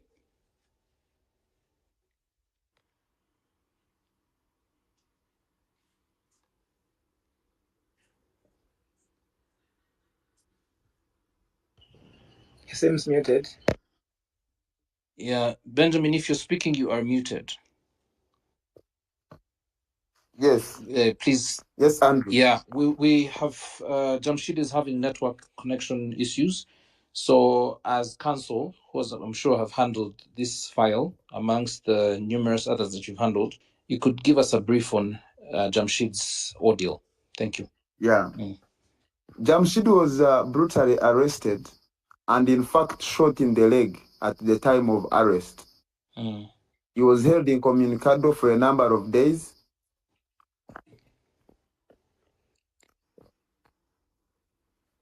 Jamshid was brutally arrested and in fact shot in the leg at the time of arrest. He was held incommunicado at the time of arrest, and we applied for habeas corpus, but When the state was served, they produced him in court and charged him with malicious damage to the vehicle that the security personnel who came to arrest him were moving in. And the question, of course, was before the arrest, which offense had he committed? Because the offense with which he was charged, the allegation was that he committed it at the time they were trying to arrest him. Eventually, they did not pursue the case like it has been with the rest. And to give this proper context is that most of our people, most of our colleagues have been arrested on trumped-up charges. They are held for a number of days, eventually produced in court sometimes. And when they get bail, the matter never comes up for trial. 2 years down the road, 3 years down the road. Why? Because the state has no evidence and they are just holding them on trumped-up charges, basically for purposes of persecuting them. And Kavuma Jamshid's case is one of such cases of fabricated charges. Sure. Thank you so much for that brief. Were we able to get the final speaker on the panel so that he can share as well? Kasim Sebude's mother, who is with Ajmaru. If you are here, please either request and then we can hear from you and move to the audience. We will select speakers.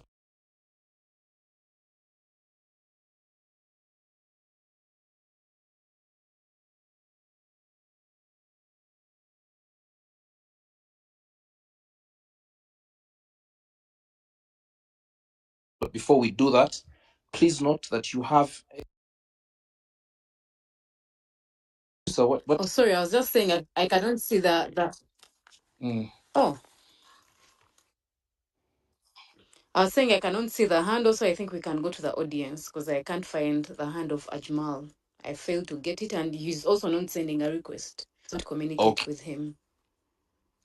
Okay, this space has 7,507 people right now. My colleague, my co-host, will choose speakers from the audience, and I invite her to do so. But before that, I see a hand from our colleague in the back room. You have something to say? No, you've opened up to the public, so I had a couple of questions. I don't know if I can go first for the 1 minute. Or that were written to you, or your own questions? My own questions. Okay, great. Since you are in production, we will hear from you. Let's first have the rest of the audience share, and then we will come to you in production. I hope that's fine. Okay.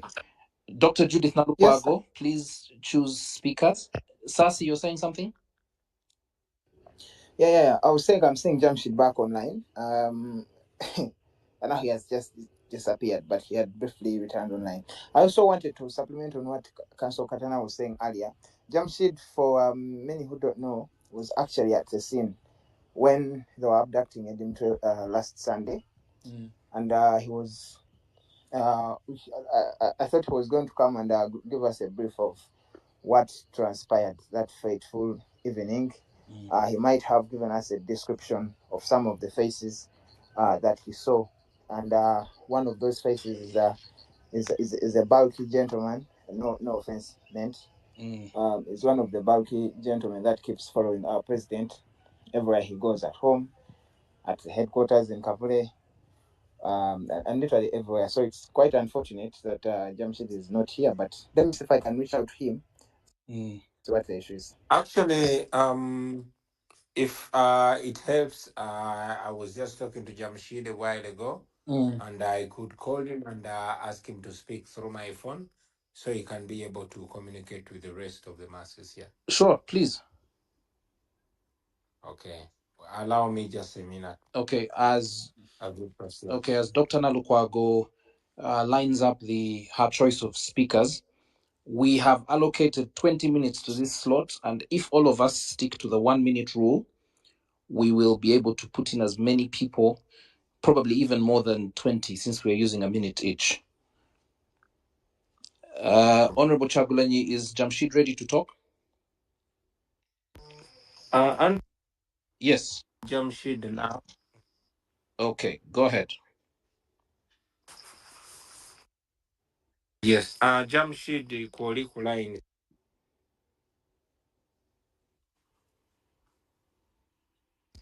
Era abaliriza bulungi nnyo ssebo. Kale kangende maaso. Bannange baganda bange mwenna abali wano mwebale kubeerawo mwebale kukuŋŋaana mu bungi w'emuti ku nsonga y'abaganda baffe abawambibwa ne muganda waffe Eddie Mutwe kuba eno ensonga ewomeddwamu omutwe nga ya Eddie Mutwe neyini. Kasooke ndowooza ntandikire ku nsonga zange ganze we nawambibwa ennaku z'omwezi nga 5 ogw'Okwakubiri 2022. Nasangibwa Masanafu ku kifo bakiyita Gladiator Paradise. Abasajja we banzija bajjira mu drone yali taxi. Wabula ffe twali tumanyi nti taxi eya bulijjo ng'erimu ebikuubo bya taxi byennyini ng'eriko n'akatanda waggulu. Kati abasajja abo we bajja okumpamba like nagezaako okudduka kati bwe nali nziruka ne bamukuba essasi mu kugulu baali baagala kummenya kugulu wabula okugulu tebaakola ki tebaakumenya. So bwe baamala okunkuba essasi ne bansika ne banteeka mu drone omusaayi nga guyiika mungi nga bansibye empingu ne baŋŋamba nti nyambulemu essaati ng'olwedde ndi ku mpingu nga ndi ku handicrafts nzijemu essaati ate gye mbansiba ku kugulu kati nga neebuuza essaati ngenda gijjamu ntya ng'ate olwedde ndi ku mpingu ndyoka ate ngisibe ku kugulu. Waliwo awo omu n'asumulula empingu nenzijjamu essaati nengisiba ku kugulu omusaayi guleme kuyiika mungi. So awo ne batubeezaawo waliwo ne bannange be bantwala nabo baalinga 3. Kati batuvuga mu drone ekiro ekyo tegeera na gye tulaga naye wabula we twali tugenda buli we twali tugenda tuyimirira. To cut the story short nga bantuusa ku Sseemwayi Embuya wadde nali simanyiyo obudde obwo wabula we bantwalayo ne banteeka mu godown wansi eyo. Bwe banteeka mu godown okkirira amadaala bw'oti eno waggulu omuntu akuumayo aba n'emmundu ng'agitunuzza wansi. Kati mu godown bw'oba okkirira kuliko akuuma bwe kati kaliko empingu zisimbye layini. Kati ezo empingu abantu abasinga like we bakutuusa ng'oli mulamu nga tolinga nze abakubiddwa essasi mu kugulu oba ng'osobola okuyimirira obulungi basobola okusiba ku mpingu ezo n'obeerako ennaku nga 3 emisana n'ekiro. We kuba kufuka ofuka awo ebbaketi bagikuleetera awo ofuka. Okulya emmere ogiriisa mimwa essuwaani bagikwata bukwasi n'oliisa emimwa ng'oli ku mpingu waggulu. Ne kakati baŋŋamba waliwo n'omuntu omu eyafiirako kweza empingu. Kati nga bannyingiza eyo munda mu bedi. Bwe nayingira mu basement eyo mu godown waliyo abasibe bo gye bali bangi naye mainly kye nasinga okulaba waliyo abasiraamu bo bangi bulala. Oyinza okugamba eri muzikiti eno gavumenti simanyi lwaki ewalana nnyo abasiraamu ewala n'obusiraamu ndowooza n'abaganda mwe babatwalira kubanga ate oba musiraamu ng'oli muganda kisukka. Kuba nali ndi awo nga naakamalayo ndowooza ennaku nga 3 ne wabaawo omusiraamu akolera awo Katwe ku ttaawo awo eryo ettaawo eri wansi abantu gye batera okuyita. Yali atundira awo buntu buno bucakala nga mutembeeyi ne bamuleeta nga talina musango gwonna nga kati bamutuusa eri bamubuuza ebibuuzo nga buli kye bamubuuza takimanyi ne bamugamba muyeekera. Baakuba musiraamu emiggo mbigere yagenda okudda nga takyasobola kulinnya nga yeekulula bwekuluzi ng'atambuza kabini bali bakuba kubanga ate bakyusaamu mu nkuba tebakyakuba bino bye mulaba ng'ebyakakwenza bye baamukuba kubanga bwe bakukuba ebintu ng'ebyo baba bakutereka obeereyo ebbanga paka lw'obeera ng'atereddemu kubanga nange banteeka mu Sseemwayi naye nga babataddeko akazito kangi nga bawulira baagala okunta okunzijayo naye nga baŋŋamba weerwaneko okugulu okwo ekiwundu ekyo kikole kiwone. Tebaagala kuleeta muntu yenna ng'aliko ki obuvune okumuta okumuzza ebweru.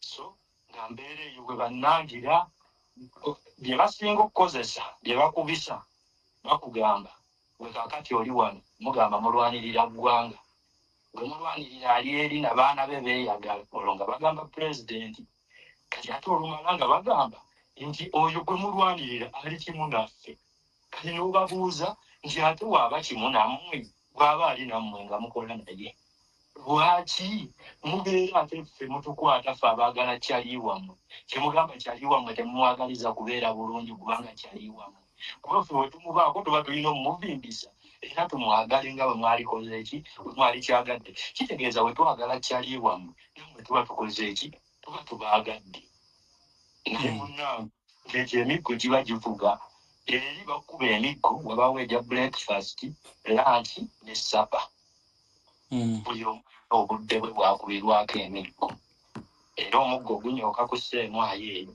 era bwe nalabye ekifaananyi kya Eddie Mutwe nga kifulumye nalabye yenna nga bamukubye yenna awulubadde simanyi oba bamukubisizza biki kuba eyo feesi ya Eddie Mutwe tefaanana bwekyo oli muganda wange mumanyi naye bamugyeyo yenna awulubadde bw'ati ne mmanya kati ekiri eyo si kyangu bongere kumusabira bongere n'okusabira abalala abali mu sseemwayo eyo nga naye ekiriyo si kirungi n'akamu ekibeera eyo abasajja batulugunya ebyaddala siriyasi. Maybe Jamshid wandyagadde bapaintingira ku kifaananyi ku nkwata Eddie Mutwe gye baamukwata engeri gye waliwo. Apologies, moderator. That's fine, honorable. Go, Jamshid genda maaso tubuulire kuba waliwo nga bakwata nga bawamba Eddie Mutwe. Olunaku olwo twali tugenze ku hakiika mu busiraamu ogwo omukolo guba gwa kusalira mwana buli mwana mu busiraamu bamusalira omuwala bamusalira embuzi emu omulenzi bamusalira embuzi ebbiri waliwo mukyali waffe oba mukwano gwaffe gwe tukuuma naye pulezidenti bamuyita Isima yatuyita ku mukolo ogwo ne tugenda tubeewo ng'abajulizi ku mukolo ng'asalira omwana we era naliyo nze Eddie Mutwe Isima Swale gundi Honorable Namboze Waiswa Mufumbiro Honorable Waiswa Mufumbiro bonna baaliyo n'abo abaana b'emukono baaliyo so kakati omukolo tukutambuza omukolo guwedde ssaawa ng'emu kawungeezi buli omu kati ayamuka kudda waka tuba tutambula awo tukyali awo mu lujja tunyumyanyumyamu abamu batambula bambuka kati tuba abamu baba batambula bambuka ku kkubo Eddie Mutwe emmotoka ye yali agipaakinze ku kkubo ndowooza yali addayo kulinnya mmotoka ye kati tugenda okulaba abaana bakkirira emisinde bakkirira eri wansi ku maka goono alinga ali ku lusozi kati bokkirira waliyo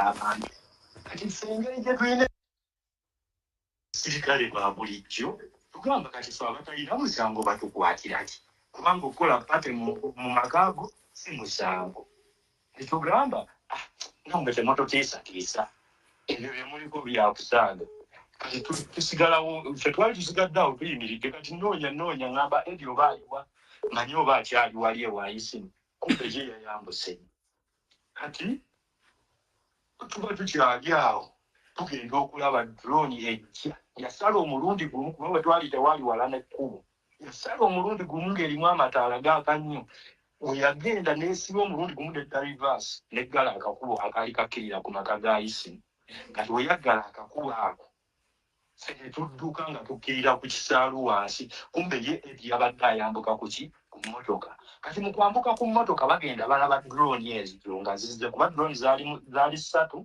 nga waliwo ne double cabin n'akamotoka akatono ndowooza ke kalimu oyo omwami so kati gundi Eddie Mutwe abadduka abulawo n'abo abalenzi be yali nabo okuli oyo Sebudde Kasimu gwe tuyita Kunda mwana weeyo mukono waliwo n'omulala bamuyita Fred ndowooza n'oyo omulala gwe bamukwata balinga 4 kati baba bagenda weebati nga wabaawo omuntu omu ayita nti Eddie Mutwe nga badduka nabo kati oyo yayita Eddie Mutwe yaleetera Eddie Mutwe obuzibu we yamuyita abasirikale ne bamanya nti Eddie akola ki ali eri ne bagenda ne bazikookingirawo emmundu okimanyi bwe bazikookinga baba baagala kumutta musajja wattu naye nakkakkana ne bamutwala naye tebamutwala bulungi bamutwalira ddala mu mbeera embi kati ffe olwo tudduse tukkiridde ku kisaalu era we natuukayo ku kisaalu nasooka nenkubira pulezidenti essimu naye ndowooza yali bize teyasobola nenkubira maama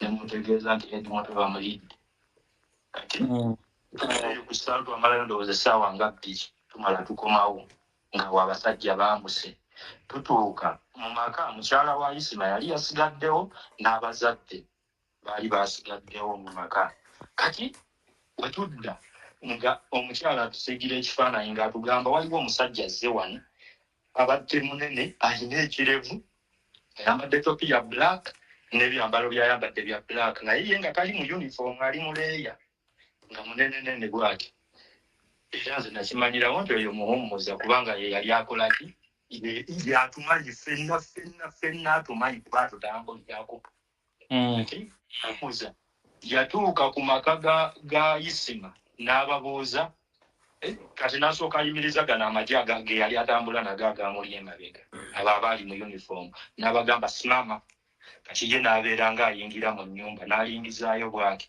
agenda okulingizaayo ndowooza yali akimye effengolo edi gye baamulidde dda ndowooza yali alowooza naffe tukyaliwo so kati bwe yabagamba simama n'alingizaayo n'amala ne beetooloola awo ennyumba ne bamala ne batambula ne badda mu mmotoka zaabwe ne bakola ki ne bagenda naye nga mission eyaliwo naffe ndowooza baali baagala otutwalira abo Katonda yataasa butaasa awo we twawonera ffe bwekityo bwe kyali.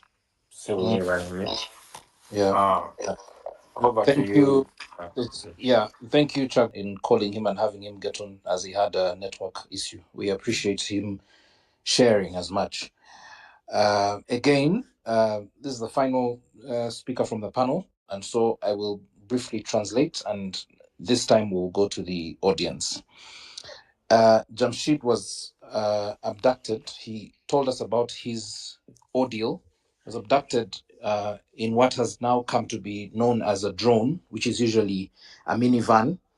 The minivans that have been reconditioned to suit the purposes of abduction, made many stops along the way until he was detained in a place that he later got to know as the dreaded and infamous or notorious Chieftaincy of Military Intelligence Detention Centers, which is a detention center, which is a dungeon.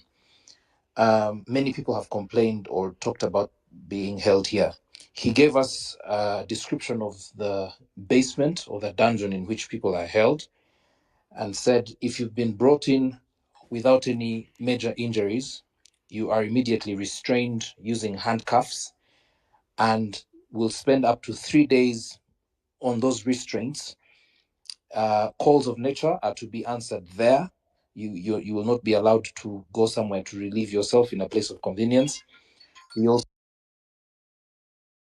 said some people have actually died there on those handcuffs. And also, quite disturbingly, that meals are delivered to you there. You have to eat using your mouth, like a dog or another animal would. You're not given the benefit of holding the food or picking it from a plate. The food is brought before you, and then you pick it up with your mouth in such humiliating conditions. He also noted that he observed a high number, disproportionately high number of Muslim detainees.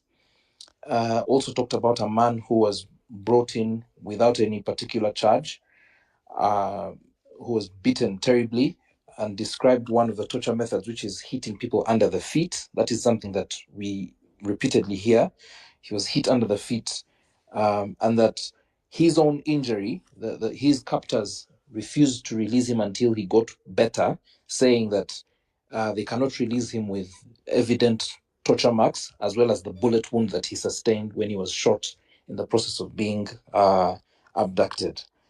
It's a terrible ordeal that he went through, but that's essentially what he said. His final remarks were about how Eddie Mutwe was abducted, where they'd gone to attend an event for a child who was being named or some such social event.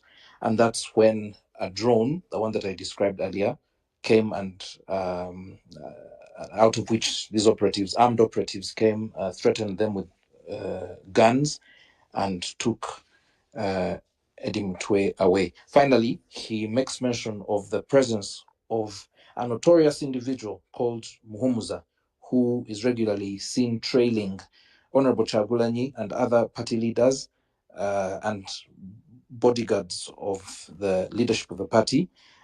This gentleman was present at the scene and so evidently helped or at least took part in the process of abduction.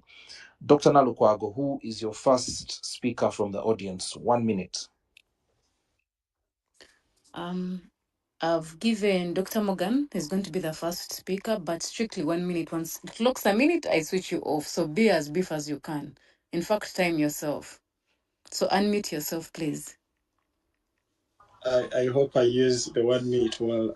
Greetings, everyone listening in. Mr. President, Honorable Robert Chagulanyi Sentamu, fellow Ugandans that are listening in. I'm honored to speak to you on this virtual gathering. We are united in solidarity for our brother Edward Sagufu and all other victims of oppression in Uganda. Today we stand together not just for Eddie Mutwe, but for every Ugandan yearning for freedom, justice, and dignity from across the last 40 years. Edward Sebufu, who was abducted in Mukono by military men, is not an isolated act. It is part of the systematic campaign to silence, dissent, and crush the aspiration of we, the people of Uganda that are yearning for freedom. The chilling confirmation from Muhozi, the Nepo baby, boasting of how he's holding Eddie in his basement, is a mock of rule of law, a mock to the people of it is a mockery to the people of Uganda, and it continues to expose the brutality that we have faced for at least for the 30 years ago. But let me say this clearly. They can detain us.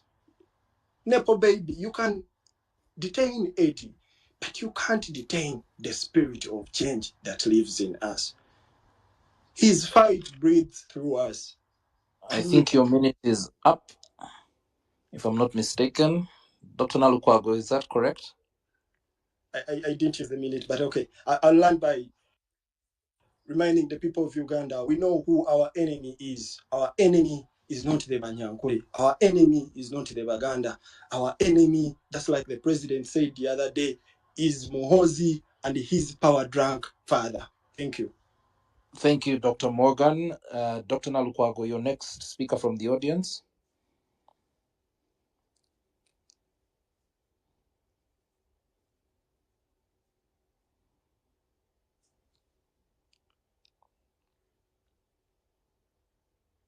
Dr. Nalukwago, who else are you giving the mic?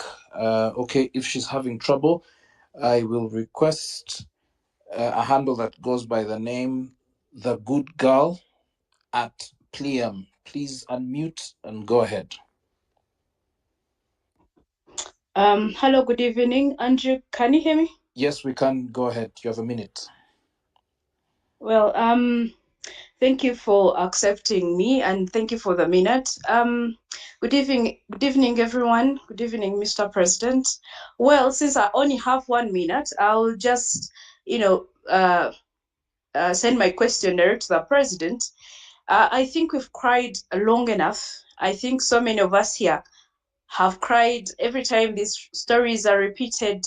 We're listening and, our hearts are heavy and we feel like we've been on the lamentations for so long. So my question is, what is the next course of action? We need to know what we can do to help the situation because, recently the Uganda Human Rights Commission ordered for the release of Eddie. Everything was ignored. We've called, we've written, we've done everything that I think we've said whatever we have said for so long. I think it's time to do something more than just speaking, more than just listening into people crying. We've cried long enough. So, Mr. President, what else can we do? What is the next course of action? Great. Me and so many others feel we should do something about this. Thank you so much, Andrew. Great, thank you. I will now request Dr. Daniel Kauma to share. Yes, greetings everyone. I recognize our president and our party leadership. On behalf of the diaspora, I greet you all, and I want to use this platform to also repeat the call for the president that what we want to hear now is action. Action, and every diaspora member who is on this platform, I re-echo those sentiments that we need to do our part as a diaspora and hit the streets wherever we are. In the diaspora, we have more liberties, more freedom of speech in many of the territories. So I call on all of you. Let's hit the streets. Let's demonstrate. Let's petition stakeholders to make sure that there's accountability for the regime. The question I have is probably the question many Ugandans have. And we have seen what our neighbors in Kenya have been able to do, where there seems to be more sensitization among the masses to draw the correlation between their plight, their suffering, and the leadership in power. I sense there's there are two things. One may be fear, two comfort among the Ugandan populace, where we seem to be either we have resigned or we are just fearful. If you look at the elections, almost about the section of the voters who turn up is decreasing. We saw what happened in Kawempe. So what more can be done in Uganda to sensitize the masses to realize that there's more that needs to be done to remove Museveni? Because I feel there's some form of comfort among the young people, and of course even the elites. So when you make a call that let's demonstrate, let's put pressure on our representatives, members of parliament, is it more of an issue of lack of sensitization? Is it an issue of fear? What more can we do as people in the struggle, not just NUP, but people in FDC, ANT, and others, Thank to you. make sure that we rally our troops together to dethrone Museveni? Thank you. Thank you, Dr. Kauma. Shamim Nambasa, you have requested. Uh, Dr. Shamim Nambasa, please accept the mic and go ahead.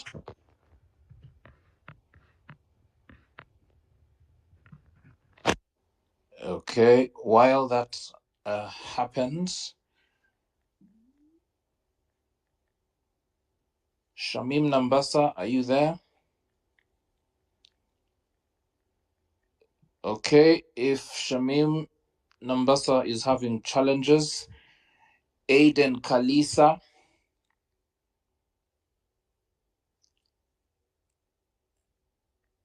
Aiden Kalisa.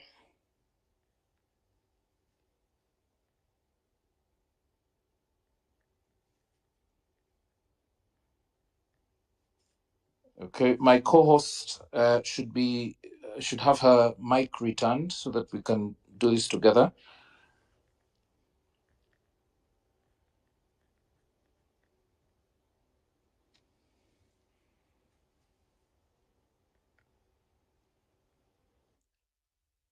Okay, Shamim, there you are.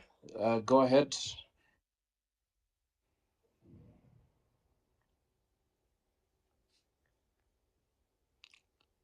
Shamim, you have the floor. Go ahead, please. Okay, thank you so much, Andrew. Can you confirm that you can hear me loud and clear? Yes, we can. You have a minute. Thank you so much, and I appreciate everyone that is here. And Mr. President, good evening, and good evening to everyone.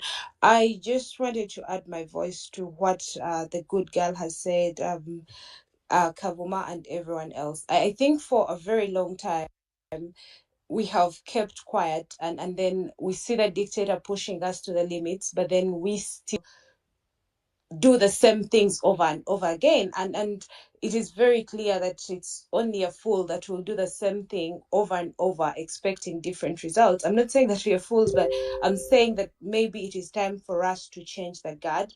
It is time for us to actually try different means. I think, and what many people here are asking for is what is next, what are we going to do next? So I think it is time that we actually did leave the comfort zones and started to hit the streets. We have seen it when, we said we were marching to parliament, the state was on panic. I think if we did have a sustained fight of the sort, then it would be clear that maybe then we can start to have some answers.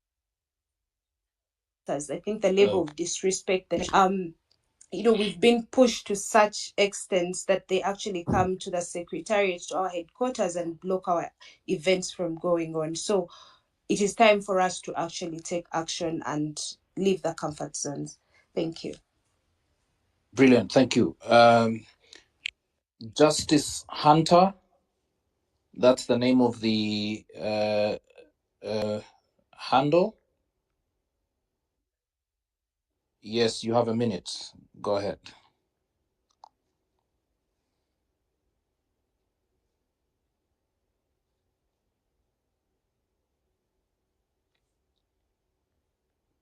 Justice Hunter, the mic. Go ahead.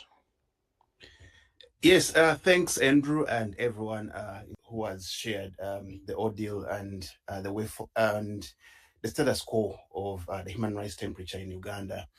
As Justice Hunter, I'm sick and tired of using the same talking points, because I think it is time for us to expedite our liberation from the is counting on us not to be silent but to act. So for me, I'm not going to ask a question, but I'm going to give a remedy. And this remedy can be done tomorrow. I implore our president, Chagulanyi Robert Sentamu, to call on all the MPs of NUP, including the councillors, plus the leader of opposition, Joe Senyonyi. Tomorrow, make a team and march to CMY. This is going to be a wake-up call to all Ugandans, to show them that these are the MPs who are willing and ready for the protest vote we're talking about. Because protest vote has three phases. There is the pre-protest vote, there is the during protest vote, and the post-protest vote. So right now we're talking about the pre-protest vote. So we want to see those leaders who are not just rhetorical, but who are action-oriented. So if Despot Museveni arrests all of you, trust me, the international community is going to act. But if they arrest one person, they will not act. So, His Excellency Chagulanyi Robert Sentamu, can you call on all our leaders, the councillors, MPs, leader of opposition? Tomorrow, you guys got the front line and march. They cannot kill all of you. They cannot arrest all of you. And once they do that, it is going to attract international, community, and they will stand with Ugandans. Otherwise, if we're doing business as usual, that's what Museveni, of course, this is what he wants. In the end, we're going to just Thank you. In jail. Thank you, Justice. A handle that goes by the name Margaret Natabi Nava. Please go ahead. Thank you so You much. guys, when you're done speaking, sorry, Natabi, when you're done speaking, I'm going to remove you as a speaker so that we create space for other people.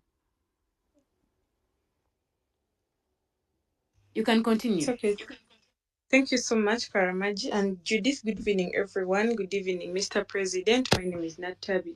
Just like the rest of the speakers, I think the operators are even laughing at us at this moment, because they've reached a level of stripping us naked, sharing our photos naked on media, and again, what we are doing is just speaking about it. Mr. President, last time I saw a post of you telling Uganda is the time, like course of action. I mean, we are just requesting, sir. We are just here ready. We are requesting, just come out and tell us, you know what, guys, we've given this government, it could be 10 hours, 24 hours, whatever.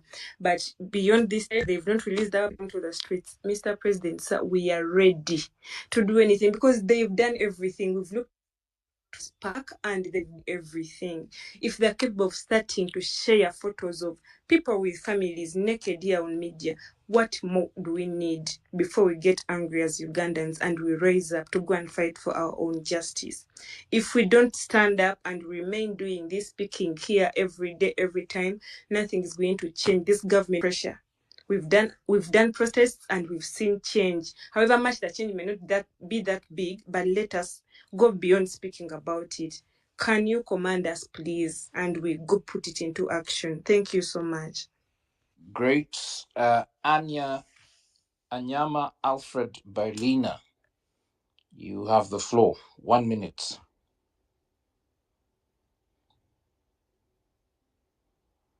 Okay, if Berliner is not okay, go ahead, Berliner.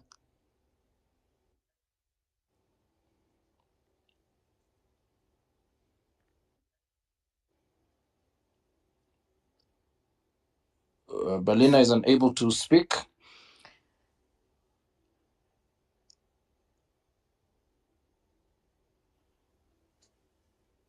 I will invite. I think he's on. He's on. Okay, go ahead.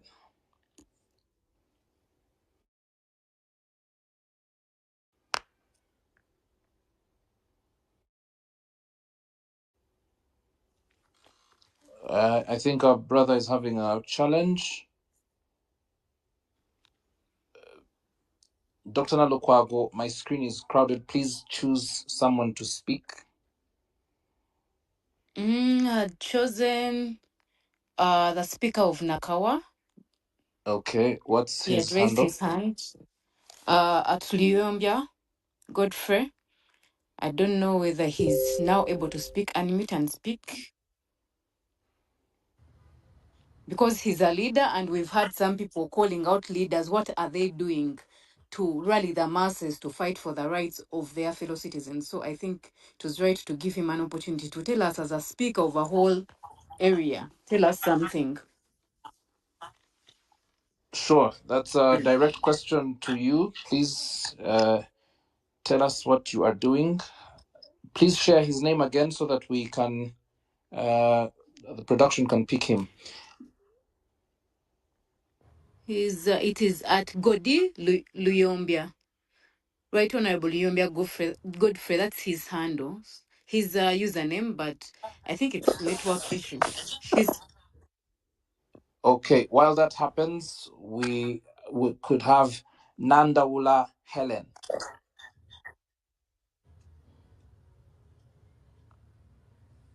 Nandaula Helen.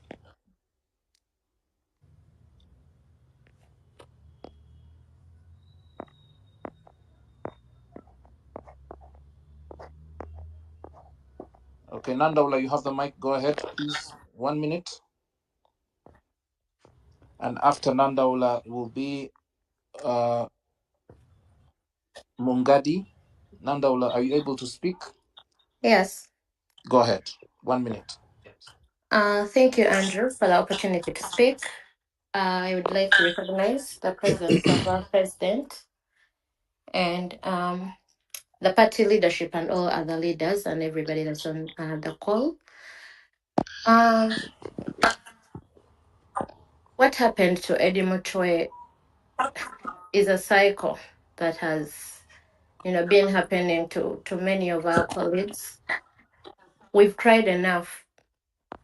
We've suffered enough. And I think enough is enough. Mr. President, enough is enough. We are tired of being mocked. And our silence has enabled this, the junta to and his goons to be, to normalize the situation, to normalize torturing us and mocking us, the impunity, watching their followers play about, these actions. It is too much. Like everyone, like the previous speakers, we need leadership. We need leadership. We need guidance to do more than what we've done. We've done good. We are doing good, but it's not enough. It's not enough. This is exactly what they want to say. They Thank want us, you. they know we will lament, they know we will cry, and that's it. Mohoz tweeted and said, yes, I have done it. What can you do about it? So please, Thank you, enough Nandaula. is enough. Thank you. Great. W. Mungadi, you have the mic. Go ahead. Well, thank you so much. I hope I can take 1 minute, and mine is just to. Please do. I am timing you. Mine is just to appeal to everyone, and public administration is multidisciplinary.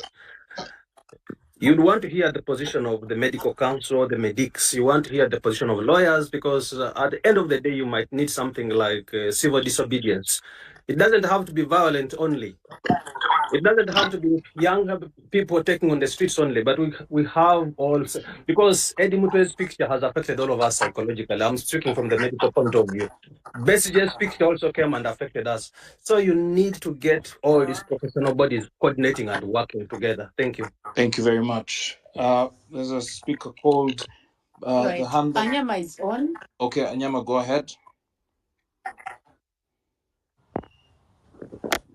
Can I confirm where I'm being heard? You are. Go ahead.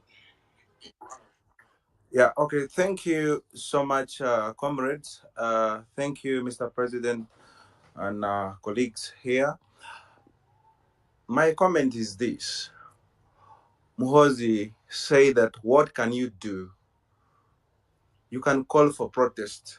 And we can start the protest small. We can start with members of parliament walking to parliament. They can start by not using their vehicles. And that is how we can start the disobedience, among other civil disobedience that we can do. And I feel the moment we do this, maybe they will take an action. Maybe the father will finally wake up and talk to the son. Otherwise, the situation we are left in is not embarrassing, but we shall be remembered as one of the weak people who kept quiet when our colleagues are being suffocated in detention. Thank you. Thank you for that impassioned plea. Let's hear from Marion. Marion, the handle is Big Bumper.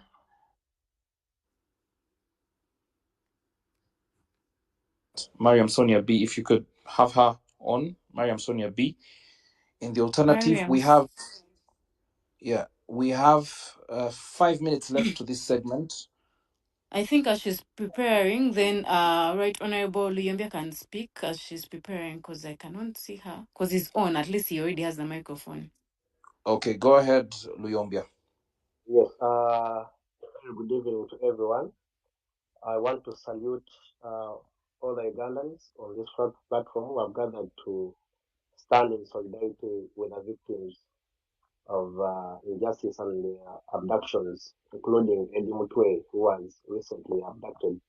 And I, for one, want to salute the president, who already came out and urged Ugandans abroad and here at home to rise up and protest against this injustice of Museveni and the brutal side. I think it is now upon us, Ugandans, to come out because the president has given us a direction. There's no more of the command, president command us, do this and that. It is upon each one of us to rise up against these injustices. We as Nakawa are victims of abductions. Recently, in November 2020, we have 2 people who were abducted in Bugolobi Market, and they are part of the missing 18, that is Lukwago Martin and Malumoso Vincent. Ugandans need to know that such injustices are not happening to only people supporting NUP. You can be a victim anytime. So I only beseech each one of us to come out to rise up against these injustices, because the president himself has given us a way, a clear way on how we can address that. So it is upon each one of us. Let us do it within the law, just like recently we did on the Act.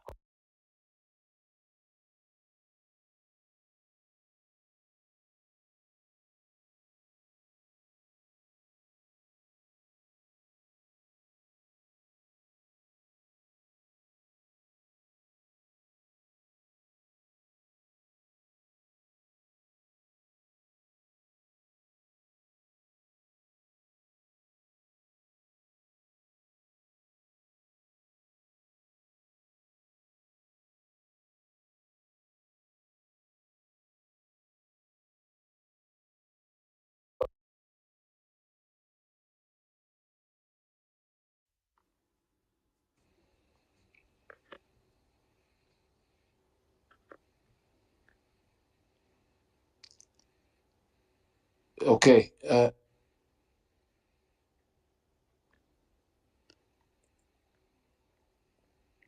Wounded Ugandan.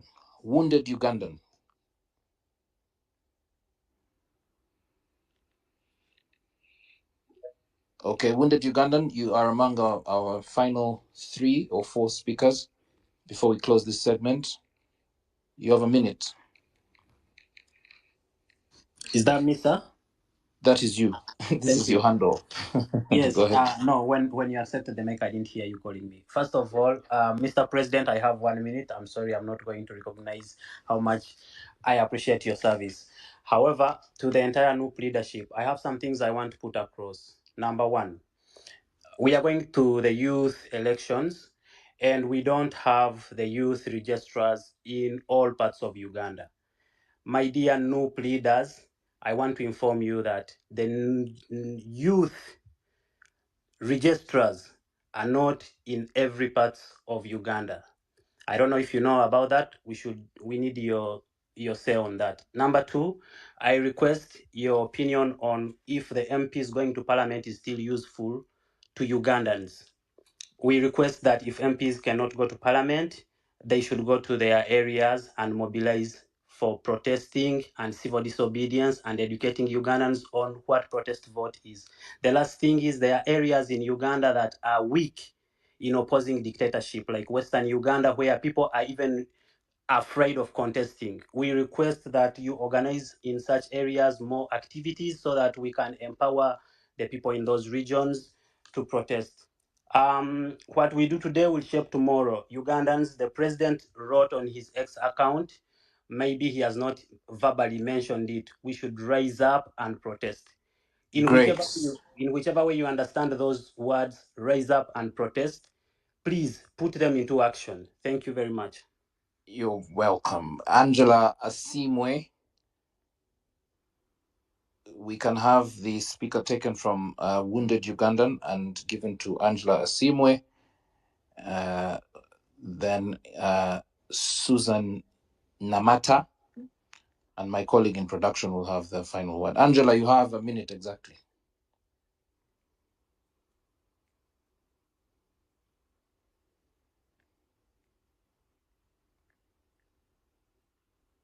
I've given her Angela, are you able microphone. to? I don't know why she's not. Yes, I'm able. Go ahead, Angela. Thank you. Thank you so much, Karamaji, the moderators, and all the speakers.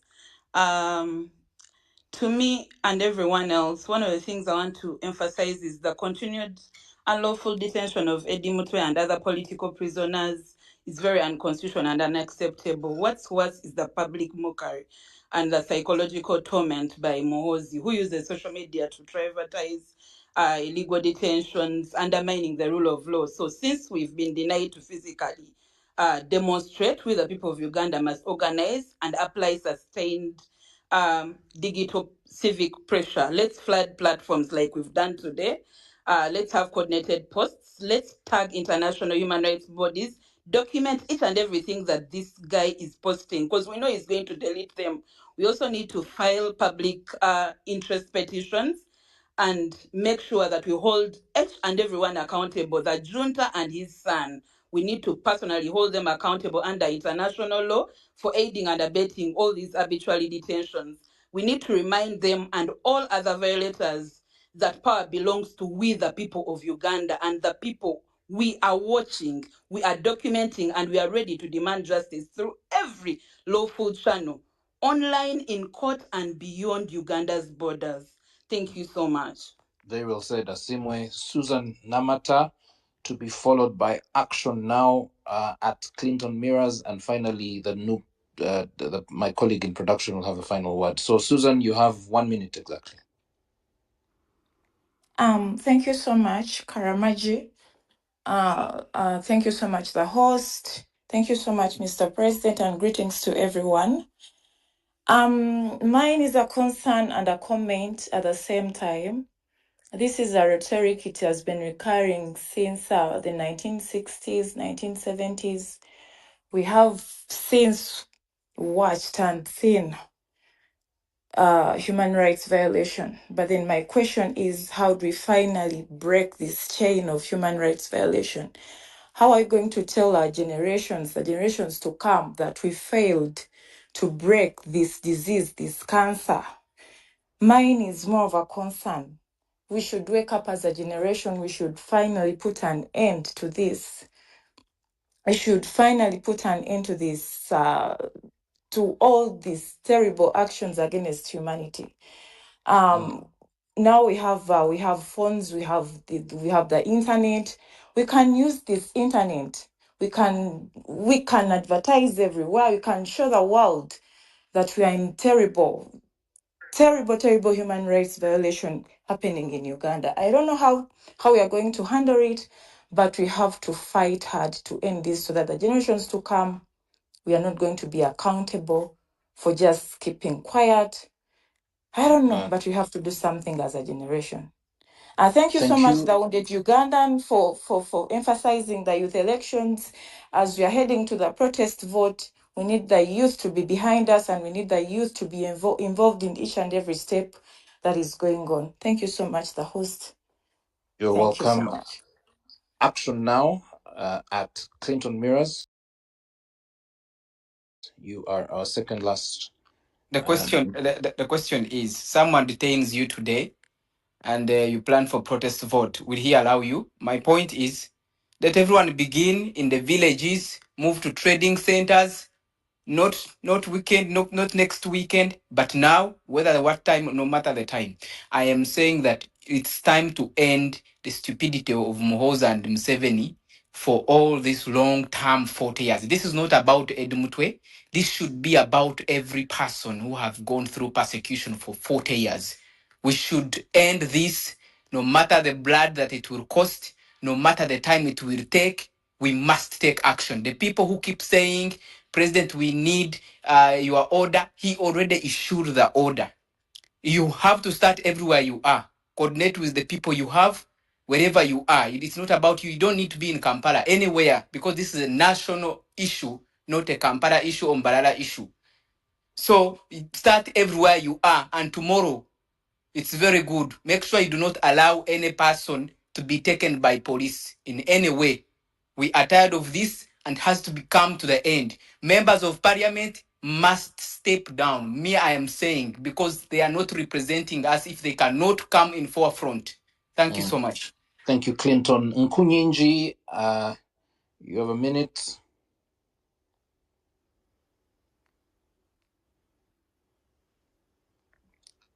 Nkunyinji, 1 minute.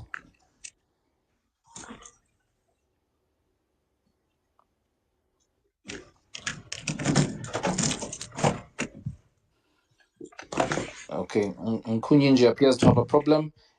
My colleague. I don't know if I'm now through. Yes, you are. Go ahead. Well, I want to thank the president and all contributors. And as members of parliament, we associate ourselves fully with the position of the party, and we listen and take keen interest in all the concerns and voices from the public, the masses, and all of you globally. It's a calling for all of us to join hands and all efforts to ensure that we have a country where there is respect for the rule of law, human rights protection, democratic governance, issues of kidnap now as we speak about the kidnap, torture, and persecution of Eddie Mutwe and the other political prisoners. Just a few days ago, led by our leader of opposition, the Right Honorable Joel Senyonyi, we visited a number of political prisoners, and you could hear them narrating stories of torture, even amidst detention at prisons, which would be gazetted places. Still, there's detention. And equal as members of parliament, we have not been immune to the persecution. Just in Kawempe by-election, I was among those who were kidnapped in a drone. I was personally beaten at Wandegea police station before a police camera. So even would be gazetted places, there's persecution and torture. We must join our efforts. We associate ourselves and as Mwada and as a member of parliament and as well as a shadow minister. And equal on behalf of all members of parliament, we associate ourselves with the position of the president, the party, and listen and take an interest in all your concerns. We must join efforts and we commit to do so. I thank you. Thank you, Nkunyinji. The final feedback from the floor, even though he's in production, will come from my colleague who's handling the back room. You have a minute as well. Yeah, thank you so much, Andrew. And Mr. President, I salute you, sir, and every leader from our Okay. secretariat. I want to appreciate Mr. Action. He pretty much spoke my words. Mr. President and the leaders, we have over 57 MPs, and out of maybe 57 MPs, about like say 10 of them dropped. But the rest of the members that we do have, they have their different constituencies.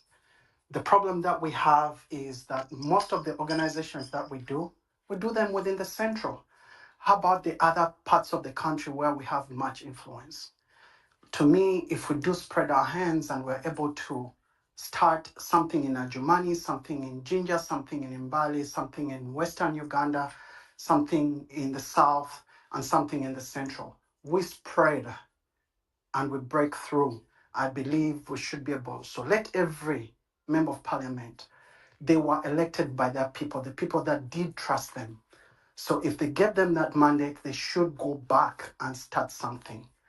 Through that, and also regarding the command that you made, you already made a command. Whoever is on here and is waiting for the president's command, the command was made. If you read up that command, we should be able to take on the action. So I'm calling upon everyone. Let us not relax.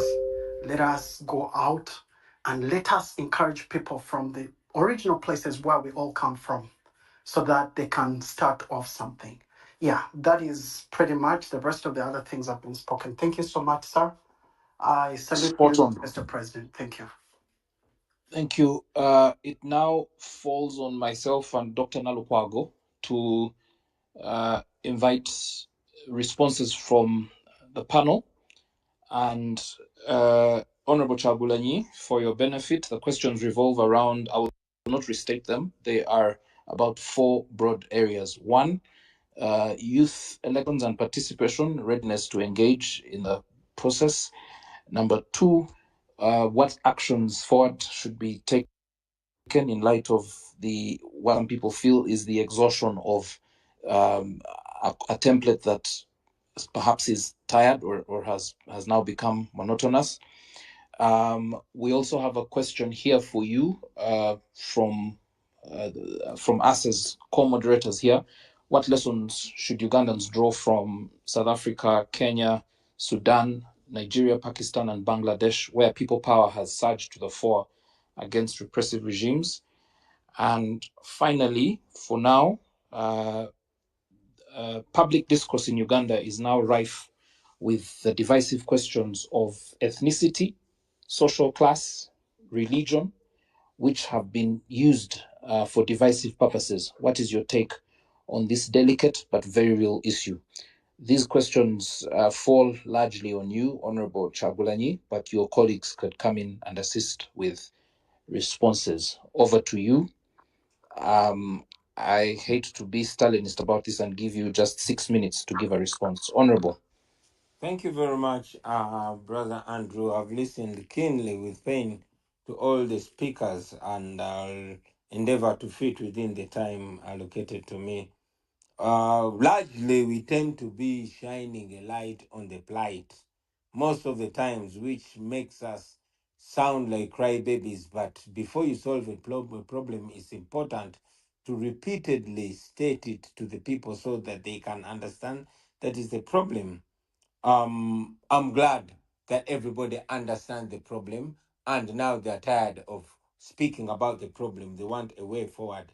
In my humble perspective, number one, this first step to a solution is to realize we must realize that we are on our own. We, the people of Uganda, are on our own. You've seen what is happening. You saw how people were moved, those who matter and those who think they don't matter. You've seen the response and attention given to it by our leaders, the cultural leaders, the religious leaders, and very unfortunately, we got also a tragedy that made us realize that actually these people are attentive on what's going on in the country. They just choose what to respond to. So we must realize that we are on our own.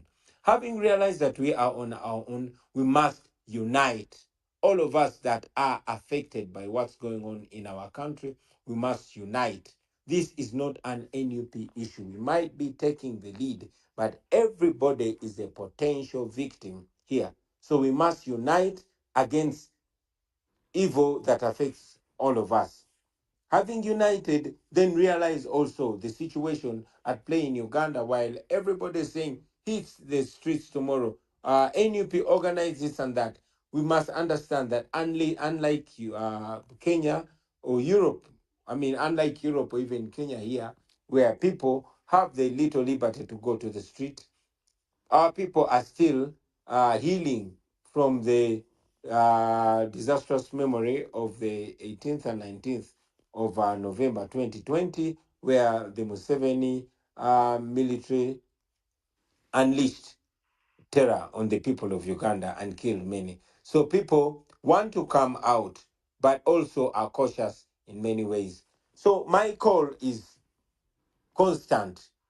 Rise up and take action in your possible way, in your ability. Act in your numerous abilities. Those that can go to the streets, please do that as soon as now. Others that can protest in various ways, please go ahead right now. You saw that we were supposed to yesterday we were supposed to address a press, but the SFC surrounded our headquarters, blocking us from even addressing a press conference or even gathering. As we speak right now, you see that we had to be hosted by NUP diaspora because our internet is constantly being messed with. That is where we are. However, we must fight back in any possible way. Brothers and sisters, you don't need permission to fight back against evil. I hate to hear people ask me to give an order. You don't need my order. I'm your fellow victim. However, if I must remind you, you have the permission and right. You don't need permission from anybody to fight back in any possible way. I must tell you, my brothers and my sisters, it is different ways that are going to do. Of course, I constantly say we do it non-violently, at least for us. Yes, Museveni and his friends picked guns. And if a group of young people today asked for my advice on that, I would say I cannot encourage you, but I cannot stop you either. This is time to fight for our liberty by any means necessary. We choose non-violence because we know that by doing that, we are denying Museveni justification to murder us. We've asked leaders to lead in different ways, and yes, they're doing it in different ways. I must also add that in Kenya, the Gen Z succeeded because they came off as leaderless. They they did not tag their protest to anybody. And they also did not have any particular place that the regime did not know where to stop them. So we must be fluid. We must do it different because the regime is convinced that when they surround Bobi Wine's home or surround the homes of those that they expect to lead the action, then they will thwart it. We have to do it different. I've told the people of Uganda that any one of you can be a Chagula and you know exactly what to do. Go ahead and do it. You will be followed because everybody has had enough of this regime. They won't know who to stop. Do what you can and do all you can. You can start small, but be sure that when you start where you are with what you are, it will go on and on and on, and they won't know how to stop you. I must also advise brothers and sisters not to fall into the trap of tribalism. Museveni and his regime have survived by dividing us along tribal lines, whereby if you are convinced that Museveni is looking out for your own tribe, then you're going to be blind to the impunity. You're going to be blind to the corruption until it kills you. So don't fall in the trap of corruption. I know many people are banning, especially those that are not Banyankole. But I want you, my brothers and sisters, to know that this is not Banyankole versus the rest of Uganda. This is the Museveni family against the rest of Ugandans.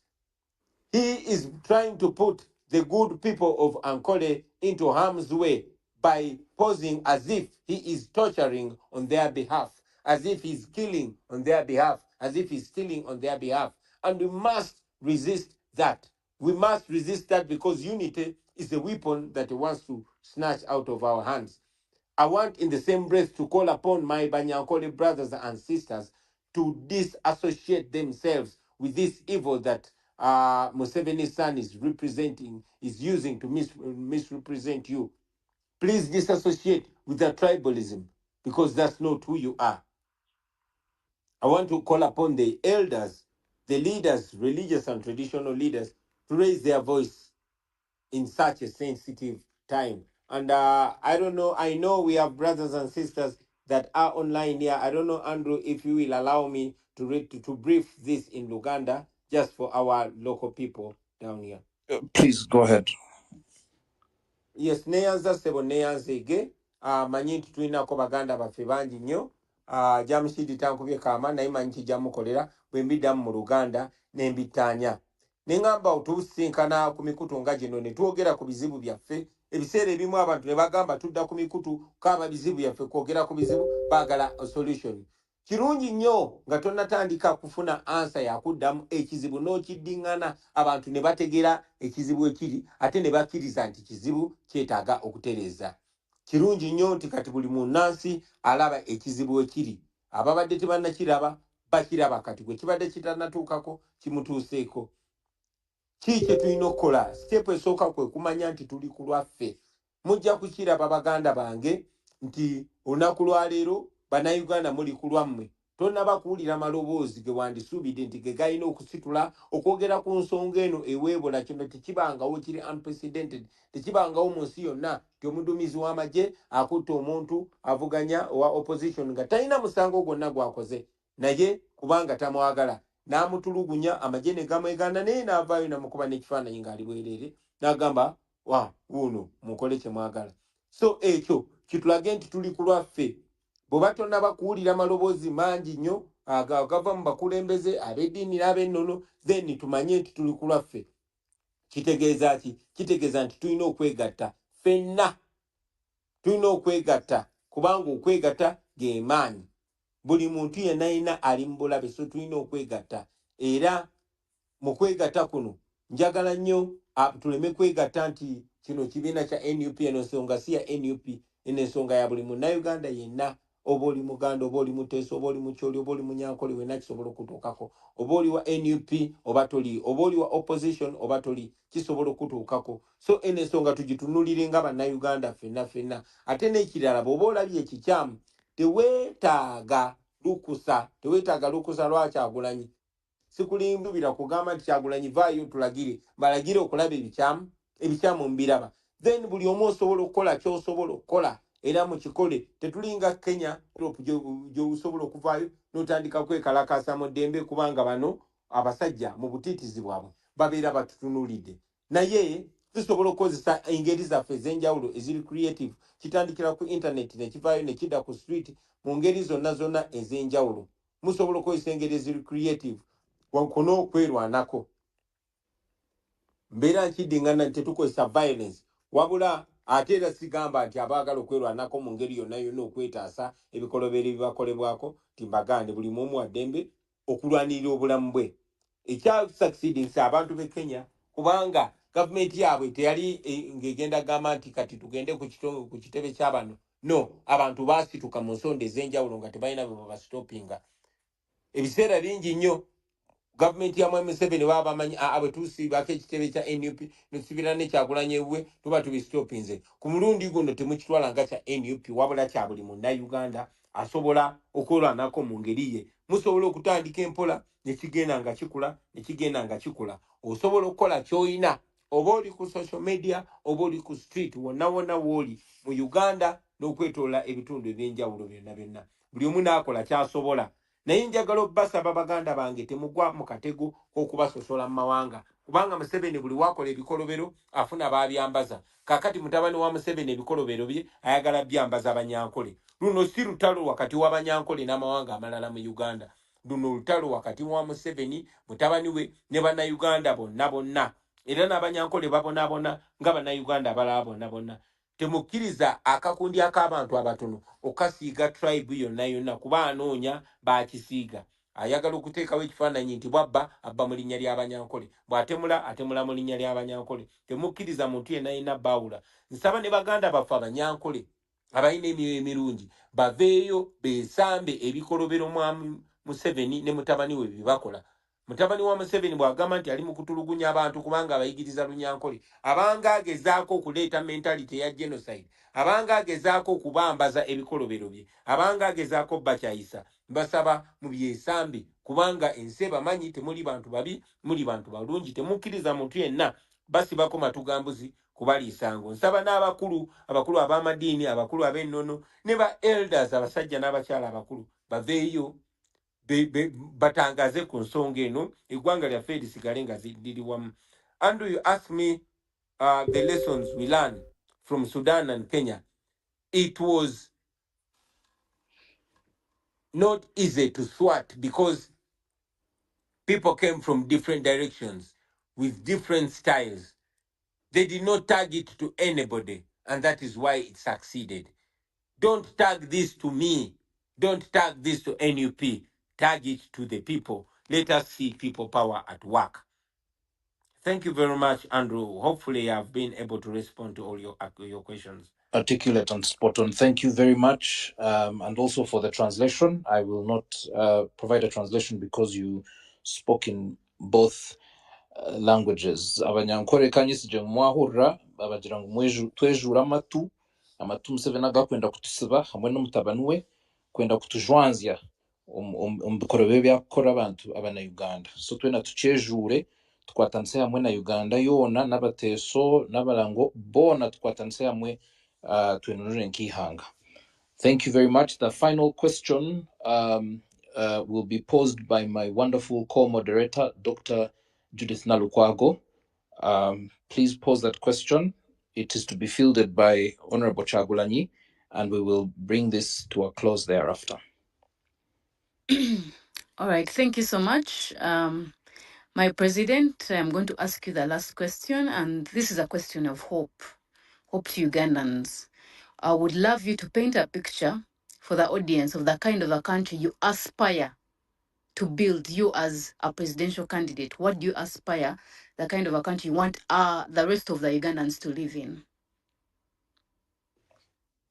Thank you very much, Dr. Nalukwago. And before I answer the question, I want to salute you for the activism. I follow you online, you and many other leaders that we have. We have Dr. Morgan, we have Dr. Nambasa, we have Natabi, Margaret, and many of you young people. I must tell you, our generation is proud of you, and we derive so much hope from the works that you do.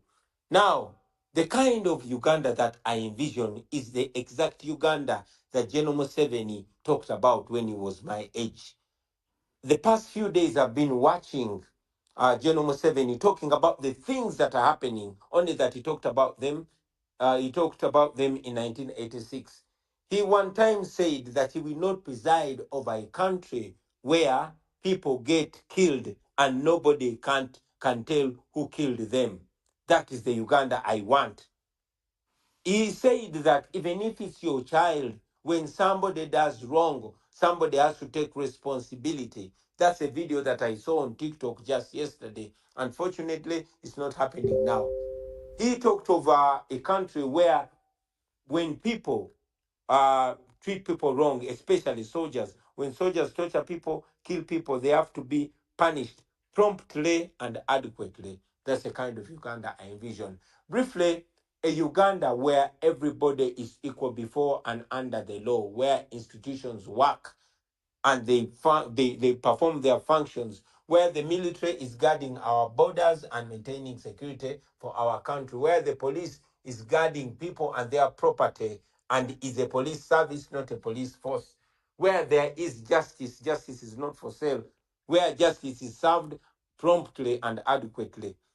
Where hospitals work, where doctors like yourself are supposed to be in a hospital now, treating patients and not on social media fighting for their space to work.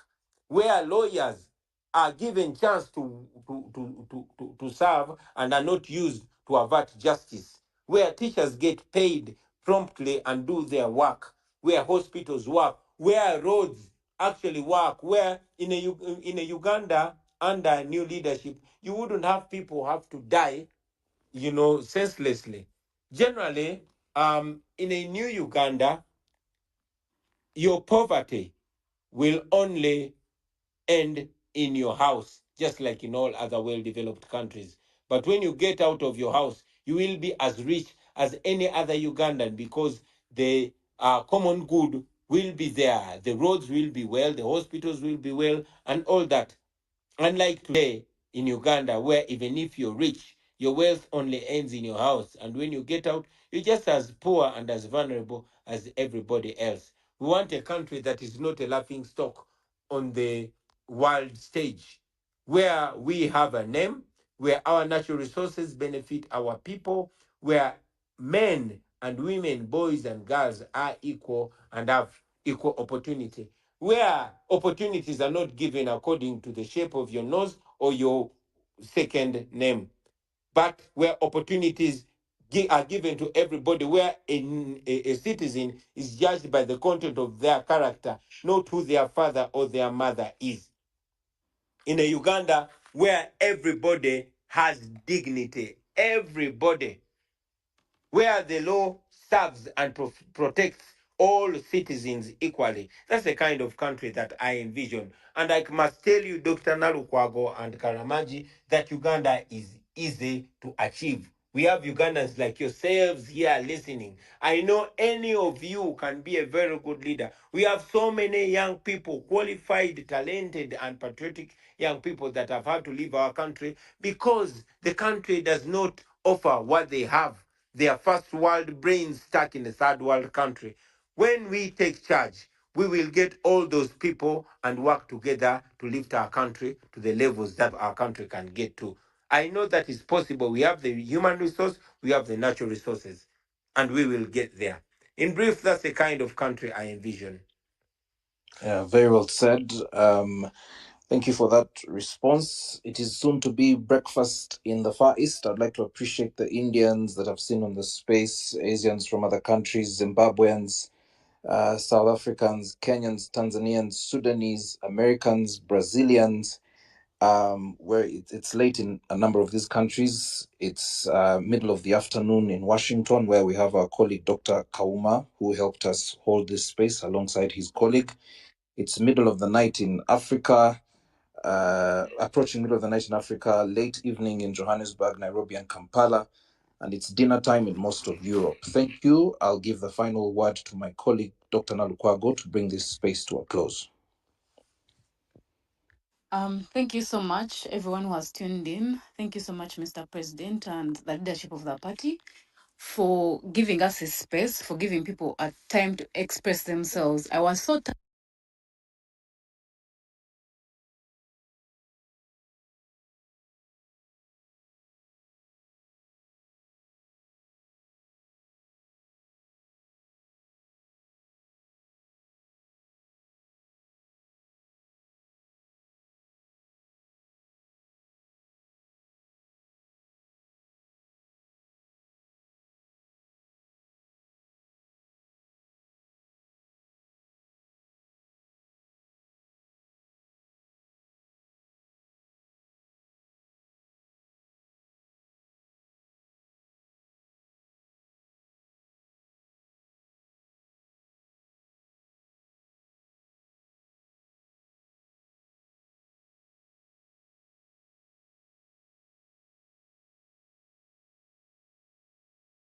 the US because that's a developed economy. 222 way above us. But Kenya here, how do they earn 8 times what I earn? So those are the challenges. That is why you ask yourselves, why is this medical doctor in activism? But the regime has pushed us to get there.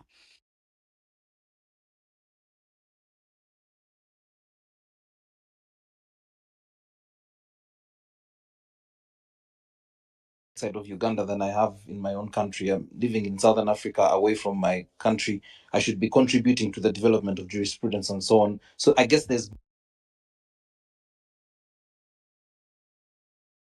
And we wanted to read the tweets of some of the things people have tweeted, but it's a bit late. I don't know whether we should continue with that.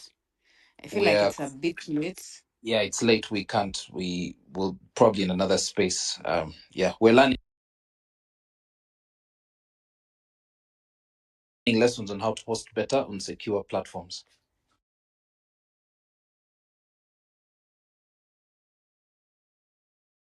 Hosting us, brothers and sisters. We don't take it Thank for you. granted. Please be sure we shall be free. One day this is going Sure. to be history, and we're going to see it in our lifetimes. So Thank don't you very much. despair. Keep the Yeah, sure. fire burn. Keep the fire burn. All right. Thank you. Good night. Good night.